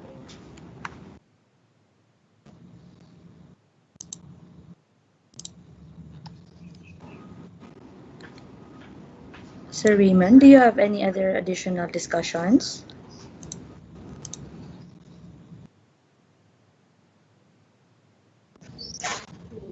On my part, okay na. I just hope that our uh, members of the organization, no, to include our PS, PSS, our school heads, would now have a clear picture as to why we are slowly adopting new processes and new procedures. So maraming salamat Sir EM for the schedule, and again we are hoping for your cooperation and understanding. Thank you. Thank you so much, Sir Raymond. Thank you so much, Sir EM. Do we have questions for our ISO focal person?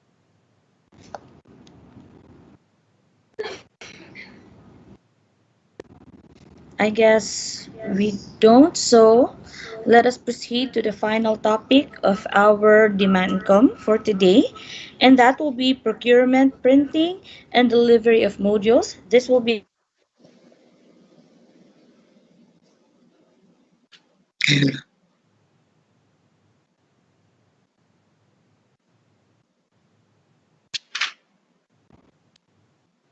Laday kita man eh. Hello, can I be heard? Hello? Yeah, Ma'am Riz. Okay, thank you po. Again, let us proceed to the last topic of our DemandCom for today, which is the procurement or printing and delivery of modules. And for that, we have our Assistant Schools Division Superintendent, Ma'am Visminda Valde. Ma'am. Um, Sarap to de. Ako ang kan nadungog ko. Aman, wala pa. Saan ba ni?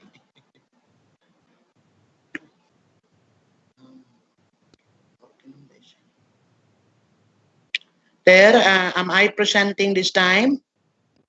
Not yet, ma'am. Allah. Paano ba ito? Sige dahil pangayog. Rescue sa atong IT. Tika muna ha. We will be asking an assistance from our IT. Kala namin maano na makita na. Can I be heard? Yes po. Oo. Pero yung presentation ang hindi. Yes, Kaya ma'am. muna ha.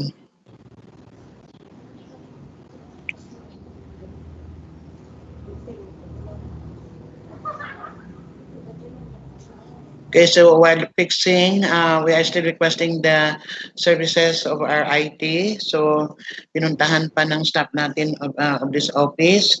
So, we'd like to also talk to our DepEd officials that the division office is also doing its best, getting its proper direction for us to increase also the quality of our services, while we are also um, exerting effort to increase the academic performance sana if we are in the position of the old what they call this way of delivering the learning, yung noon ang quality ng learning natin ang mga bata ang ganun natin, but at this time of pandemic ang gawin na naman natin ang yung quality of the services of all our offices. Okay, nandito na yung ano natin IT. Sige.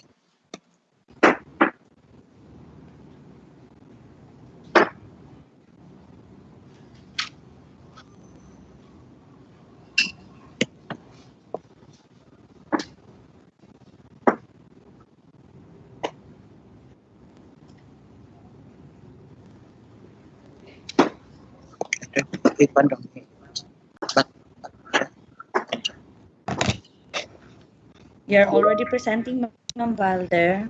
Okay, thank you very much, Teres. Okay. Naka-slide siya, no? Okay.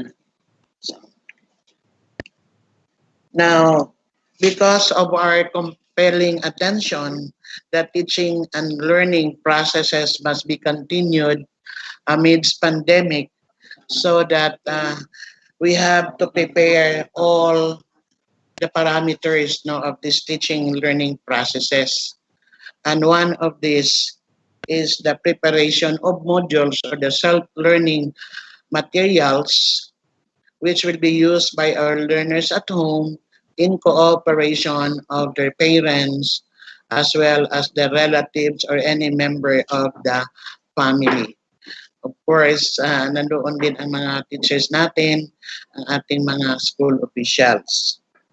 Now, by this time, we will be presenting to you what will happen in Q3 as far as procurement is concerned, whether or not we have complete modules for this quarter, whether or not we'll be given again funds for the reproduction.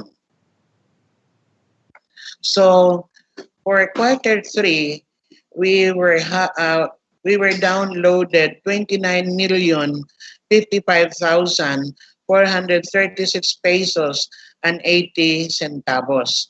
This is done in 3 sub-arrows, and we were able to prepare also 3 purchase requests.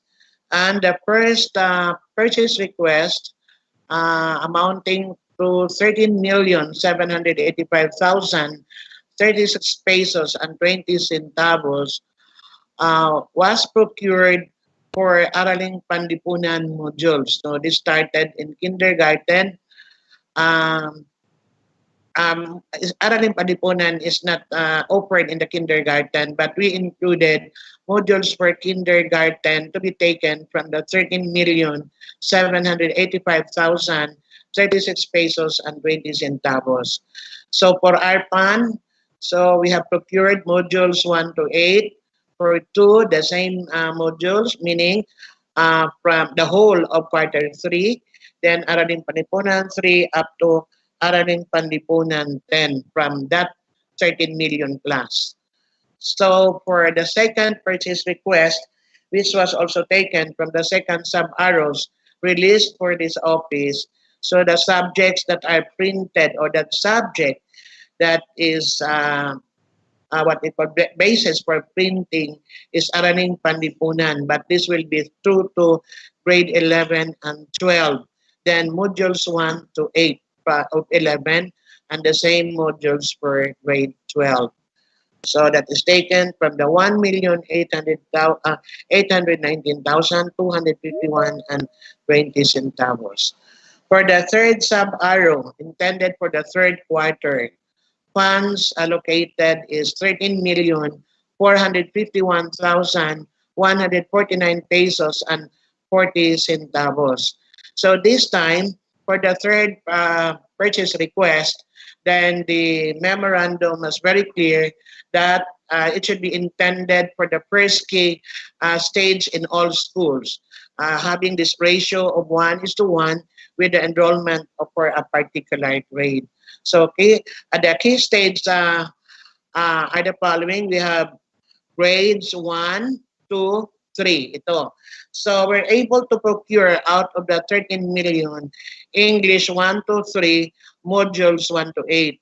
Then for mathematics 1 to 3, we have also procured modules 1 to 8. Then MAPE 1 to 3, modules 1 to 8, and Filipino 1 to 3, modules 1 to 8, as well as Science 3, modules 1 to 8. Now, if you look at the screen, you will notice that there are some subjects that are not included in the first case stage. Now, this is because of the insufficient funds. Now, by this time, we do not know if the central office will download funds for us in the reproduction, but then I guess accordingly, the central office will take charge of the modules or the reproduction, and not the reproduction, but the coming up of modules, so for the quality assured. But I guess our region as well as division are ready or prepared to, what we call this, to rescue if ever or in the event that the central office again will throw the challenge to the region as well as to the division. So it has a total of 29,055,000 only. While we procured during the second quarter, we have the funds of 19 million plus. Though the reproduction was not perfect, it's because there are several offerings of the senior high school, but more or less we have completed or we have printed sufficient number of modules in the kindergarten up to grade 10 levels in all learning areas.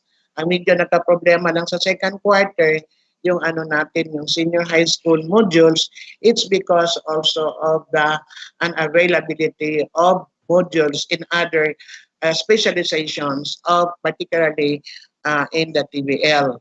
So yun din ang problema. So may challenge tayo during that time because the materials at the time of the procurement were not yet not yet ready.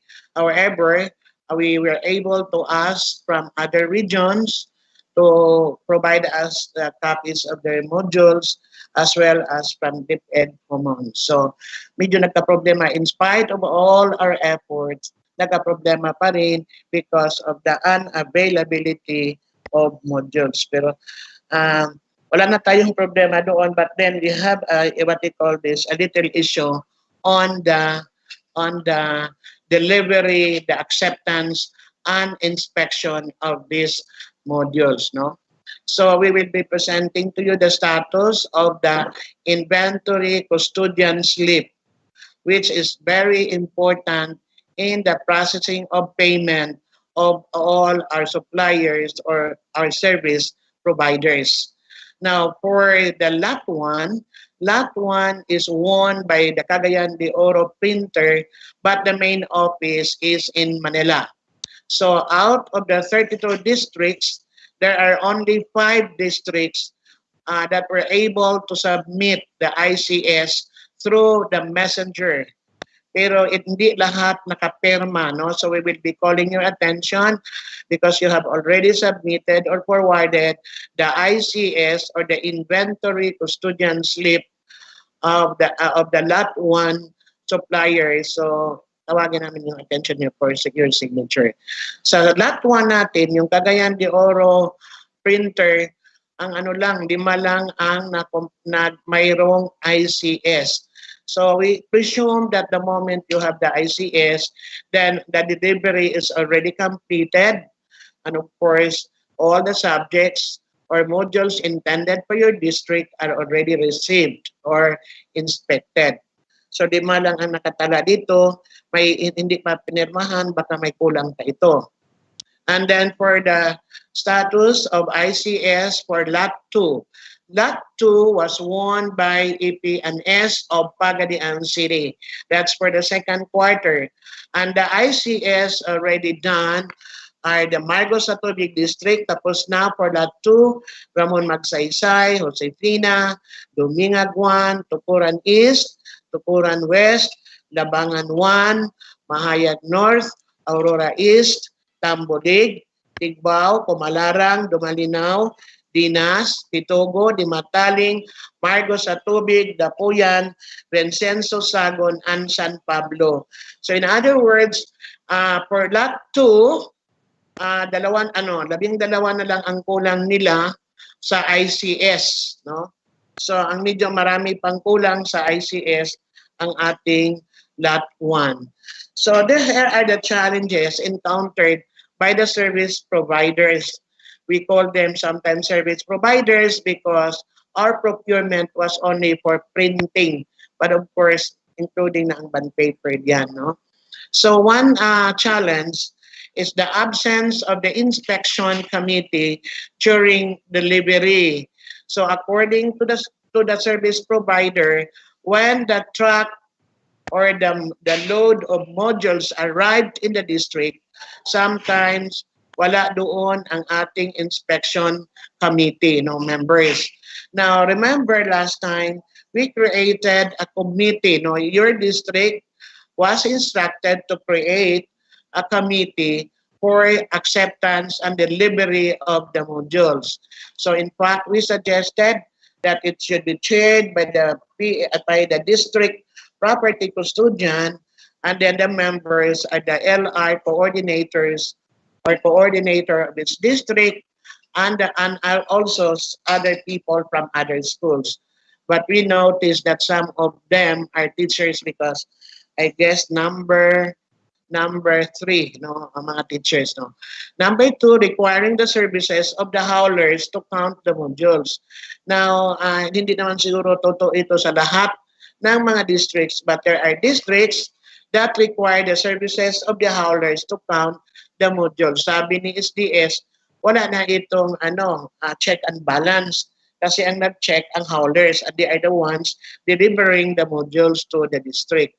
So dapat, that's the reason why we created inspection committee or acceptance committee in all the districts. Then some members of the committee are in a hurry to go home, setting aside the inspection of the boxes. So setting aside, and of course they also told the supplier to have it checked the following days, which will cause the delay in the delivery. Kasi na-deliver na sana yun, babalik-balik na naman yung howler just to count or to be there during the counting or whatsoever. Then Lot 1 service provider experienced delayed in the withdrawal of modules from the wharf area due to voluminous container vans stored in the area. So na-anticipate na natin yun during the procurement. But the procurement was done through public bidding.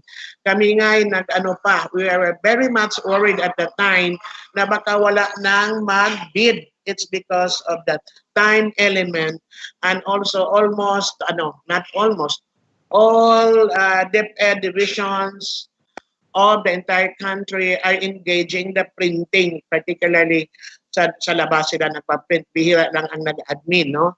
So it's good that there was one service provider outside Pagadian City who also bid for Lot 1. So that's why wala tayong failure of bidding because each lot is being presented by a bidder. So sana maano natin ito, no, in terms of inspection kasi magkaroon pa tayo ng problema.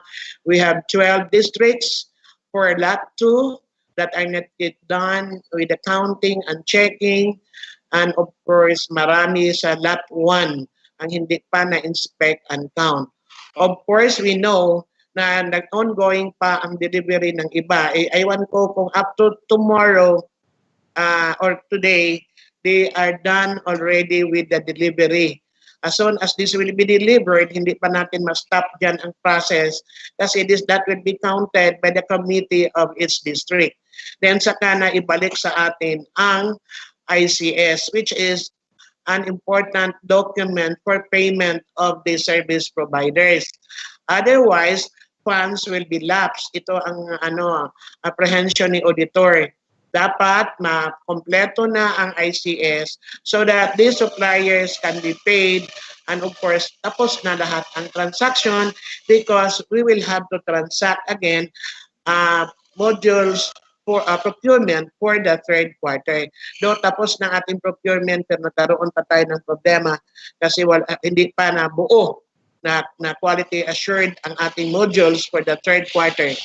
The partial third quarter procurement, ang source or writers are coming from our from the different divisions of Region 9.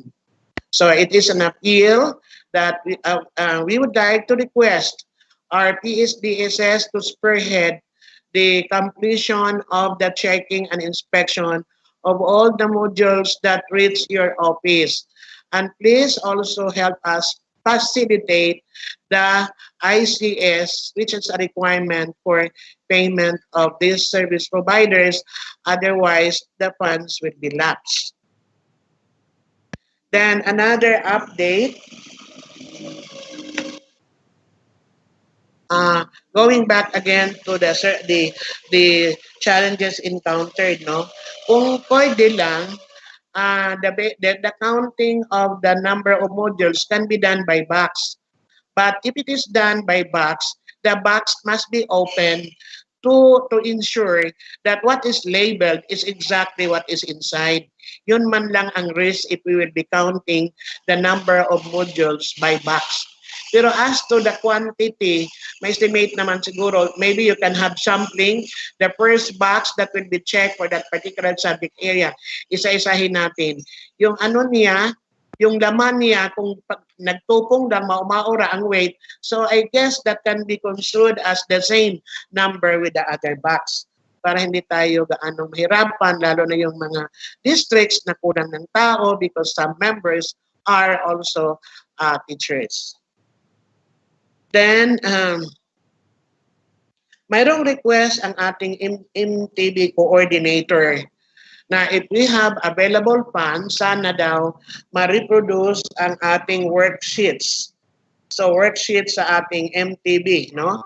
Now, the MTB teachers now are using the textbooks. But the textbooks contain so many competencies that are used in before, prior to the new normal.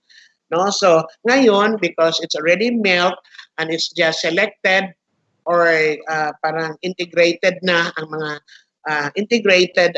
competencies ng iba. So lumiit nga, but then our learners should be guided which page of the book should be answered by the learners. Kaya nga ang ating MTB coordinator as well as our teachers are thinking of coming up with worksheets to augment that issue because they are giving only the textbooks which were used before during the normal. So, hindi nag-grant ang request ni MTB coordinator because accordingly, all the schools now are not deducted of their 30% MOOE intended for the reproduction of modules. So wala ng 30% ngayon na kinuha ng division office for the module reproduction. Now because of the MTB subject na hindi natin na isali in the procurement at saka kung isali man wala na rin tayong pera, so we are appealing to all our school heads to also augment the expenditures in the reproduction of worksheets sa inyong MOOE. Then we will come to the selection of substitute teachers. Now, when I came here in this division in December 2019, so at that time, we had what we call DO7 and DO22. DO7 was the priority in the hiring, and then DO22 is the priority for substitute position. Now, ito substitute man ito, substitute. Nagkaroon ako ng... And then pagkatapos, ngayon, with our present administration, it is SDS Maharani Jacinto does not recognize DO22. Sabi niya, there's only one DO that governs the hiring of teachers. It's only DO7. Totoo man, no? So ngayon, there will be may isa tayong classification. Last time, we called it DO22. But this time, the title should be Registry of Not Qualified Teachers, no? Or non-qualified teacher applicants. Yung ibig sabihin, yung non-qualified or not qualified, ang score nila is 69 and below. So they are the priority for substitute position. Then another one, applicants with high score by district and who have not substituted within the school year shall be prioritized in the hiring of substitute teachers. So yung mga high score, no? Pero there are those PSDSS who requested favor, like this says na naghangyo na ito and then, but of course when we took consideration the request or appeal of this PSDSS, we look into the list of those registry of not qualified applicants. So we saw to it na nandoon sila, no? But as an offshoot of our conference or EXICOM yesterday, SDS Marani Jacinto advised us to prioritize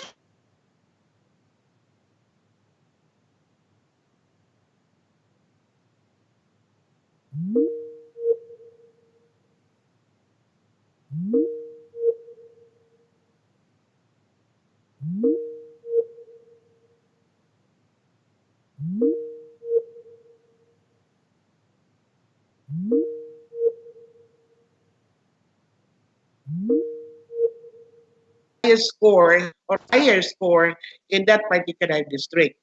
Ang policy namin dito, pag hindi mag-answer, mag-response, we will call the next in rank, then and so on and so forth.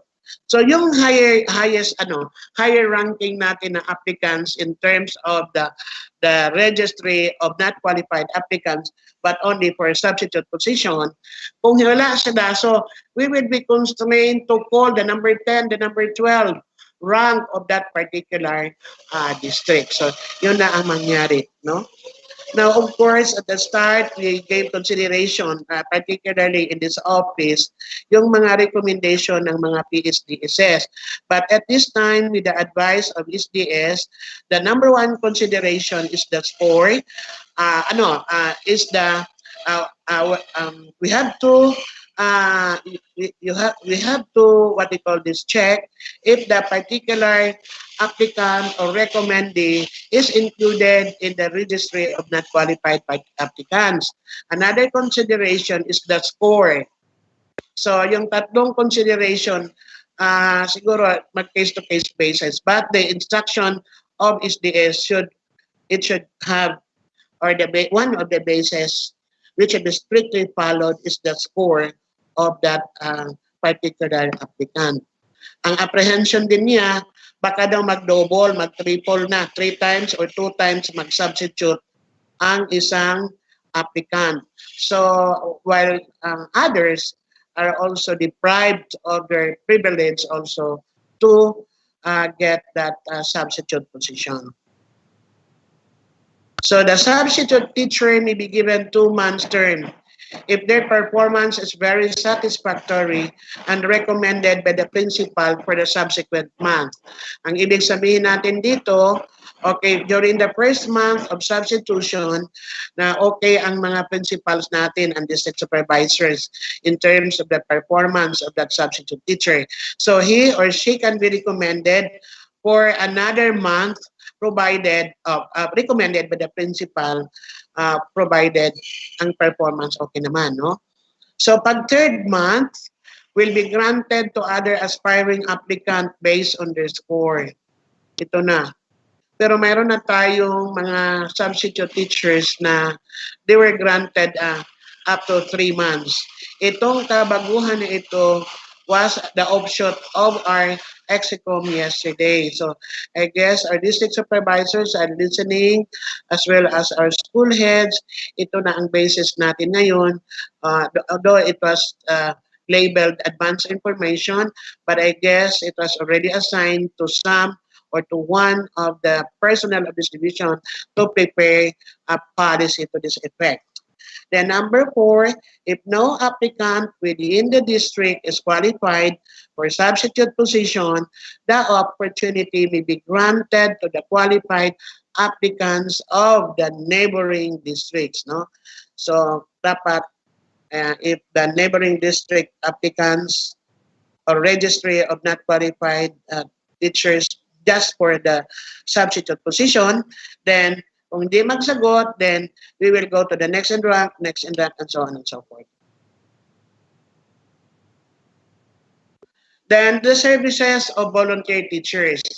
Again, as an offshoot of our conference yesterday, I raised this issue because there are lots of PSDSS and even school heads are asking the status of the volunteer teachers.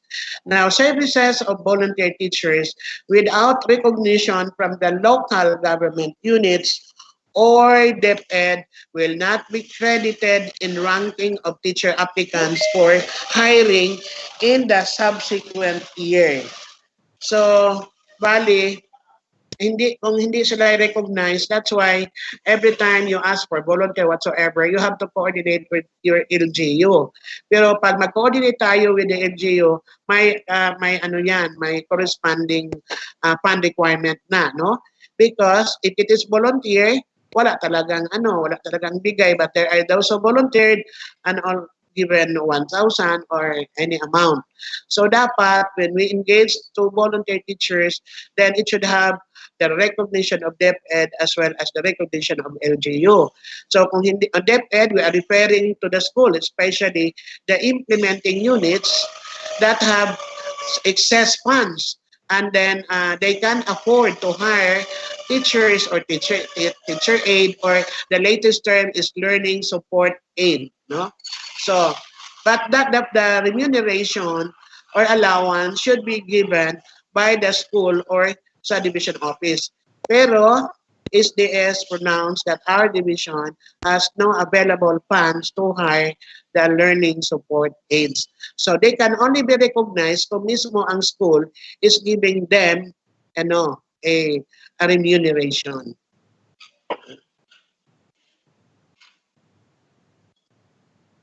So that's all for my presentation. Thank you for the listening pleasure, and of course your effort to also comprehend that the few slides presented to you. God bless all. Thank you so much, Ma'am Valde. Do we have floor is now open for questions? For the first question, ma'am, we have from our PICD in Dinas, Sir Jomar Anig. The old applicants are asking if they still need to register online on the link for 2021 teacher applicants. You mean for 2021? So I guess this is chaired by ESDS Salvador, and as far as I can remember, he was instructed to apply already to receive application for 2021. So if ESDS Raymond is around, so may I request you to answer that query? Or any member of the DSC? Kayo, Teres? No, ma'am. Sir EM, are you a member?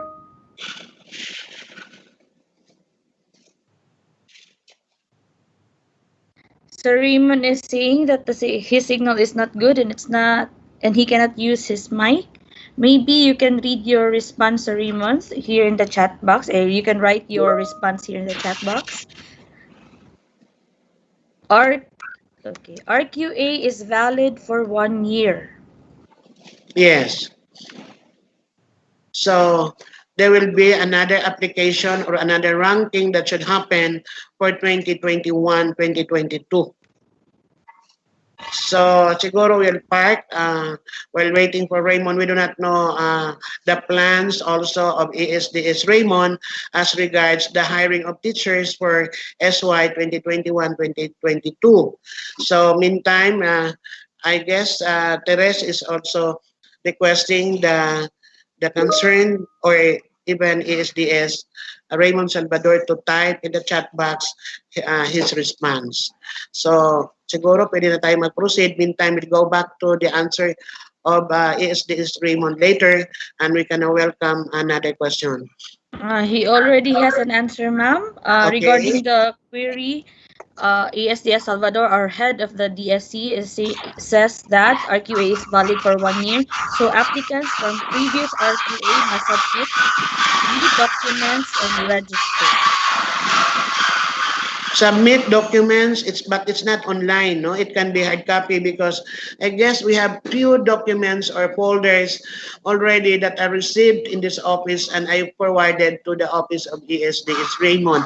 I do not know the policy, whether it can be submitted online considering our condition or it should be a hard copy in a folder that should be submitted.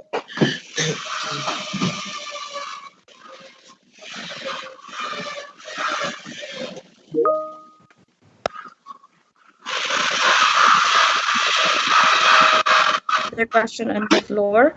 When will be the deadline of teacher applicant documents? Again, this is the concern of ESDS Raymond. Can I be heard now?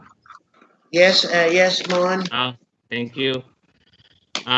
With regards to that question as to the receiving of new applicants or old applicants for the RQA, unfortunately, no, I haven't got the green signal or the signal from our SDS to start receiving applicants, but I am still waiting for the approval of the new setup for our DSC. I'll be sending the file to the for HRMO to provide the copy to our SDS for the formal approval and the issuance of memorandum to that effect, and to include already the start of our application process. So for now, I like to ask for an apology. Just wait for any announcement and any memorandum coming from the office to that effect. Thank you. And we would like to request also the members of the DIMANCOM to raise queries that are relevant to the issues presented. Itong ano natin, substitute man lang ang ano natin dito issue that we're not able to include also. I said hiring, but the subsequent ano sa locally ano volunteer teachers yata. Pero ang hiring it's not included in my presentation. Pero it's okay naman because it's answered by ASDS Raymond Salvador. Okay, do we have questions regarding our local hirings? Okay, we have here from Ma'am Beatriz Ligados. Ma'am, how about the qualified applicants who are interested to apply for substitute position because they are not yet hired in spite they are in the RQA? Shall we not accommodate them? Actually, when I've asked SDS Maharani as to the status or what if those applicants belonging to RQA will apply for the substitute position, according to her, huwag na because they are our priority for the item. Pero sa ngayon, it's already January and then ilang buwan na lang matapos na ang taon, siguro ano natin ito kay ma'am. Baka okay na because we have not hired them because we have not given them the item, so they can be given opportunity for a substitute position. Thank you for that, Ma'am Valde. Do we have questions in YouTube? Sir Brian, Sir EM?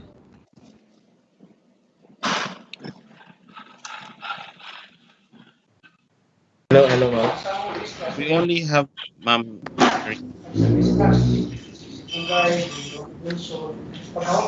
Eight.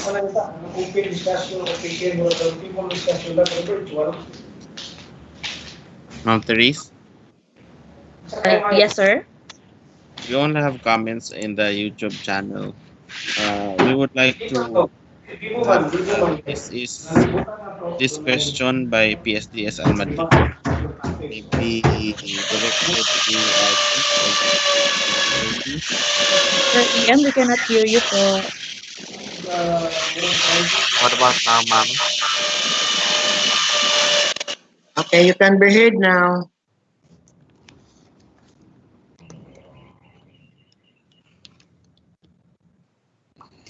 Okay, I will read the question of Sir Almadin. Why does the SDO...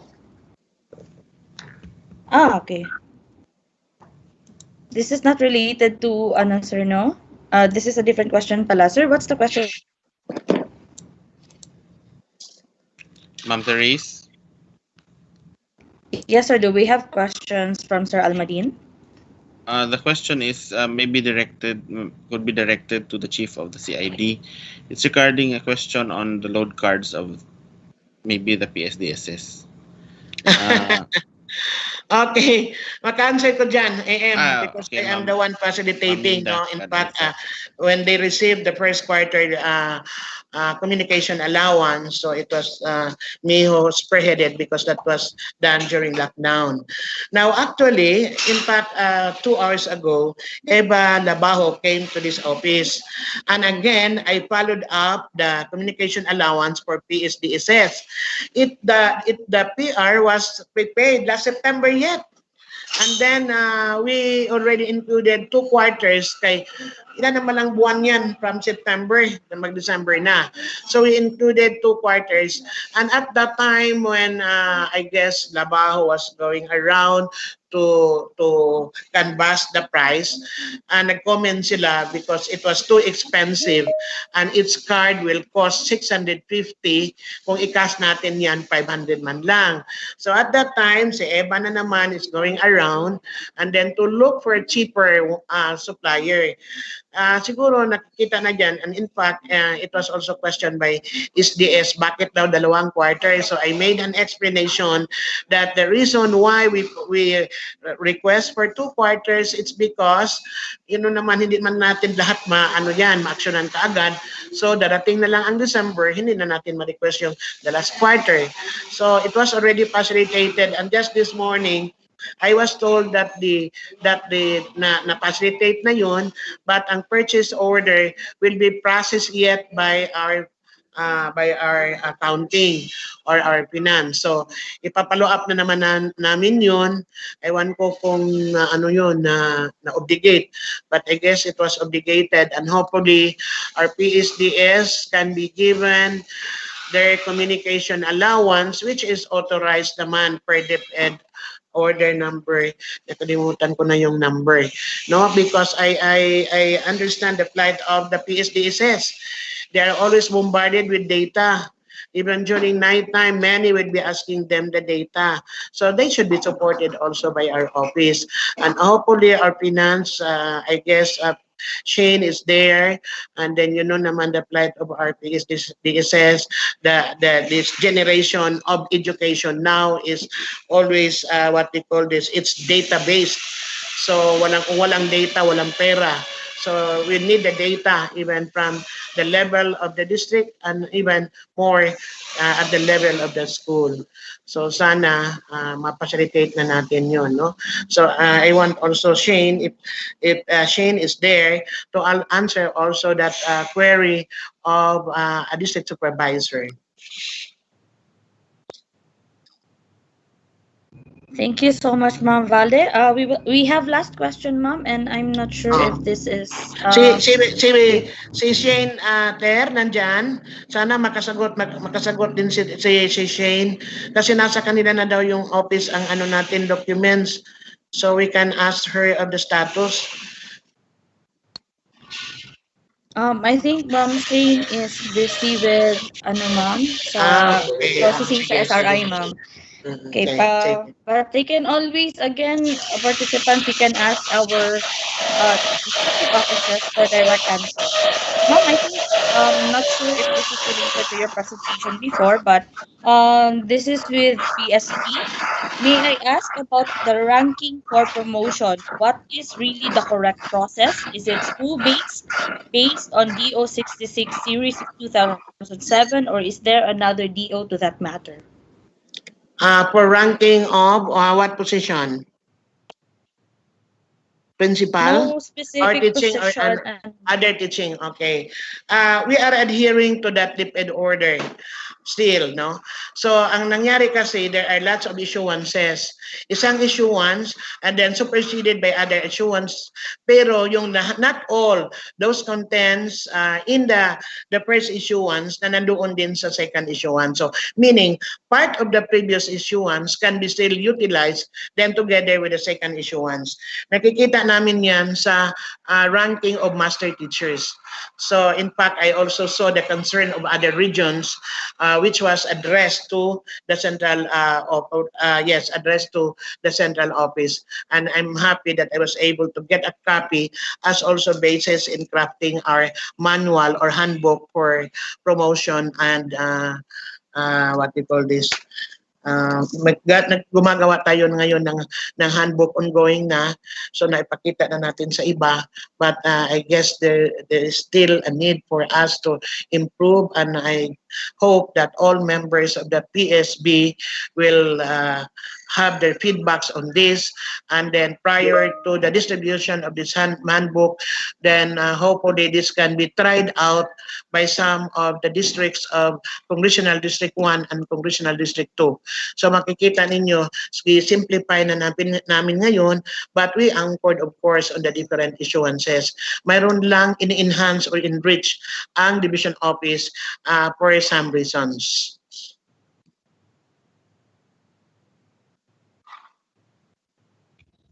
Thank you so much, Ma'am Valde.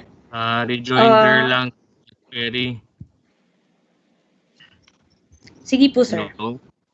As a rejoinder to that, to Ma'am Valdez clarification on the DepEd order, may we also now reiterate, with the permission of the PSB Chair, Dr. Valde, we would like to reiterate everybody that DO 97 series of 2011 on the guidelines on the reclassification and allocation of school head is now in effect and practice. That is why the previous presenter, specifically SGOD Chief Pardo, made mention of SBM level of practice. So for the information to stick and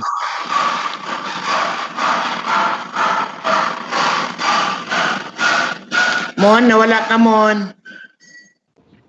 Kita'y nawala. Okay.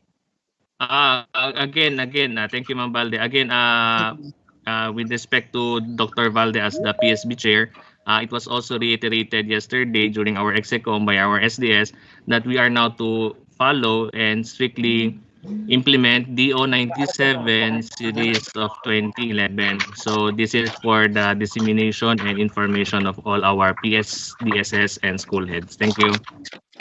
Okay, totoo yan, no? Totoo yan, Raymond. In fact, we have few or some applicants for higher position of principal, like principal 3, principal 4. Now, they are now stacked up or stored at the regional level because they are required to submit NAEP result or the passing of the NAEP exam, or such as the inquest, and of course the principal's test. Pwede rin i-honor din nila ang RAT-B. So in lieu of those, kung hindi sila passer, then dapat ang school nila should be level 3 May level 3 na ba tayo? Kung hindi naman level 3, another requirement is that yung performance indicator nila, mataas ba ang MPS nila sa National Achievement Test? Kunti or zero dropout ba sila? That's another requirement. If not, in lieu of passing the NAEP exam, they are awarded or they have what they call this, an outstanding accomplishment in the division level. So yun ang kakailanganin natin to support the reclassification of our principals. That's true only for principal position. For reclassification, for example, P1 to P2. Pero kadamihan ngayon, yung P2 natin, parang 99% they are all passers of the NAEP. Pero yung 3 natin, yung 4 natin, meron na tayong nag-a-apply for reclass, but they cannot be reclassified not unless they pass the NAEP exam. Ang NAEP natin, yung INQUISH, the National Qualifying Exam for School Heads. The other NAEP is the Principal's Test. Yung RATB natin, yung unang exam that was spearheaded by the regional office. Kahit nasa tatlo, basta passing sila, they can be reclassified to higher position of principal. Kung hindi naman sila pasa yun, dapat level 3 ang school ninyo sa SBM. Or if not, malaki ang ninyo, rating ninyo sa performance indicators, mataas ang MPS ninyo, at saka zero dropout ba kayo, or etc. No? And then another one, you are awarded as having an outstanding accomplishment or accomplishments in the division level. So it's good, mayroon na yung hindi nakapasa. No, mayroon tayo the ranking of P4 for your information that was done the deliberation as well as the evaluation of documents parang 2 weeks ago. Wala tayong mag-qualify sa P4. It's because the 2 applicants failed to take no? So kung hindi siya nakapag-take, of course, hindi din siya nakapasar because they were once promoted to P1 without yet the exam. So sa ngayon, wala na tayong interviewin for P4. By the way, per instruction of SDS, the requirement for NAEP passing or of that other requirements such as HBM, then performance indicators and outstanding accomplishment. Now, kung yun, kung halimbawa, kahit sa kahit hindi sa reclass, kahit sa regular promotion, kung wala tayo doon, hindi din kayo ma-promote. So, ang P4 item natin ngayon na bakante, wala nang papalit. Unless there are other principals who will apply for that position. Pero baka ma-reposting na natin yun kasi walang qualified based on the applicants because on the basis also of the requirements. So, walang nangyaring no? So, it's very clear. It's not only the reclass position of principals, but even the regular what they call this, the natural vacancy position for P1 is also required to submit the same with that reclass for principal position. Okay? Thank you so much, Ma'am Valde. That is all the questions that we are going to entertain for this DIMANCOM. But there is a request from our PSDS, Ma'am Beatriz Ligados. I think this is addressed to both our ASDSS. If we can request the SDS to assign the excess master teachers in the central school to the barangay schools with no master teachers. So any comment on that? That's the move also. That's one of the calendar of activities of our SDS. So it's also good. It's not only the principals and other positions that can be transferred to other districts or other schools, but of course this include the master teachers whose TRA is to support also or to mentor other teachers of other schools who are less performing or maybe hindi naman sila siguro gaanong equipped in terms of expertise in teaching. So yun ang mga mandatos nila, and then sooner or later they can be transferred to other schools, particularly the small schools, to help the schools raise their academic performance. Uh, I agree with ASDS Valde, but I'm asking for the PSDSS time and understanding because if you remember, both Mambalde and I have already gotten the data of the number of master teachers per district in each of our respective jurisdiction. The data has already been presented to SDS, and due to this circumstance that I'm facing right now, Mambalde and I, we are not able to meet and sit down for the finalization. But rest assured, Ma'am Beatrice and all the other PSDSS, this concern with regards to school without as a teacher is already in the drawing board, and we are going to finalize it once Ma'am Balde and I will be able to sit down to present the proposal to our SDS. Thank you so much for your comment, Ma'am Valde and Sir Salvador. That ends all the presentation that we have for today's DIMANCOM. We thank all our members of the EXICOM, especially our Schools Division Superintendent Dr. Maharani Jacinto and our two ASDSS, Ma'am Visminda Valde and Sir Raymond Salvador. And for now, to officially close our program, let us have the closing remarks of our none other than Assistant Schools Division Superintendent Sir Raymond M. Salvador. Sir? Good afternoon. Tumawa ako. Maglib na sana ako. But thank you so much for recognizing and giving me the opportunity to give the closing remarks. On behalf of our Schools Division Superintendent, Dr. Maharani Jacinto, and my counterpart, ASDS Bisminda Valde, the two chiefs, Dr. Juliet Magallanes and Dr. Ernesto Tardo, all the members of the EXICOM, we are very grateful for the opportunity that we have, despite of the situation that we are right now. We are able to give you and disseminate all the essential information and all the vital instructions that we need to ensure that the operation of our schools division office is as it is at its optimum level. So I'm very happy also that you were very participative in giving your comments and your suggestion. We appreciate much for this, as this will also be part of our planning, and we really do hope that we will really be engaged when we have this kind of convergence.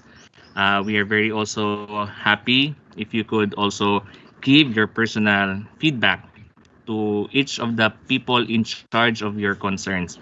Like for example, a while ago with the presentation of our AO Mago, there was a question on salary integration. Next time, we are going to make sure that our HRMO is also available to answer your queries. So these are also things that we need to look into to improve our delivery when it comes to dissemination of our policies. So we are very thankful that you have spent a quite long hours with us now, both here on the Microsoft Team platform and in our YouTube channel. So thank you so much for that, our dear PSDSS, our dear school heads for that, and also to the members of the EXICOM and to the SDO personnel. Lastly, may we all practice proper health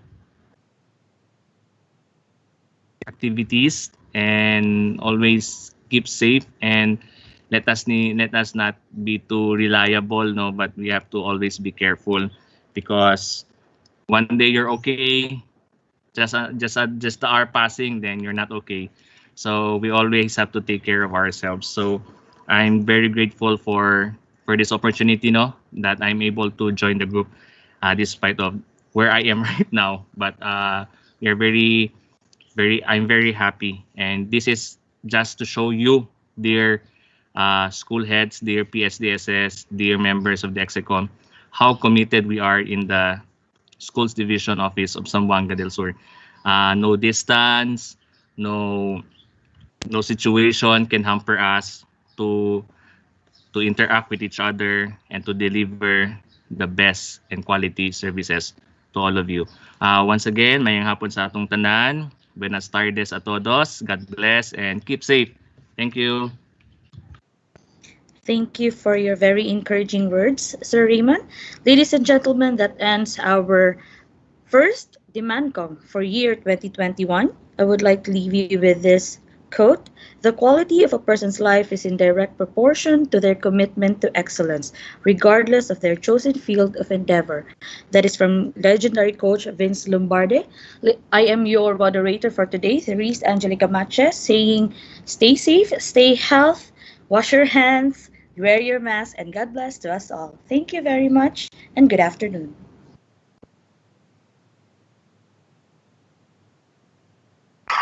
Thank you. Bye bye to everyone.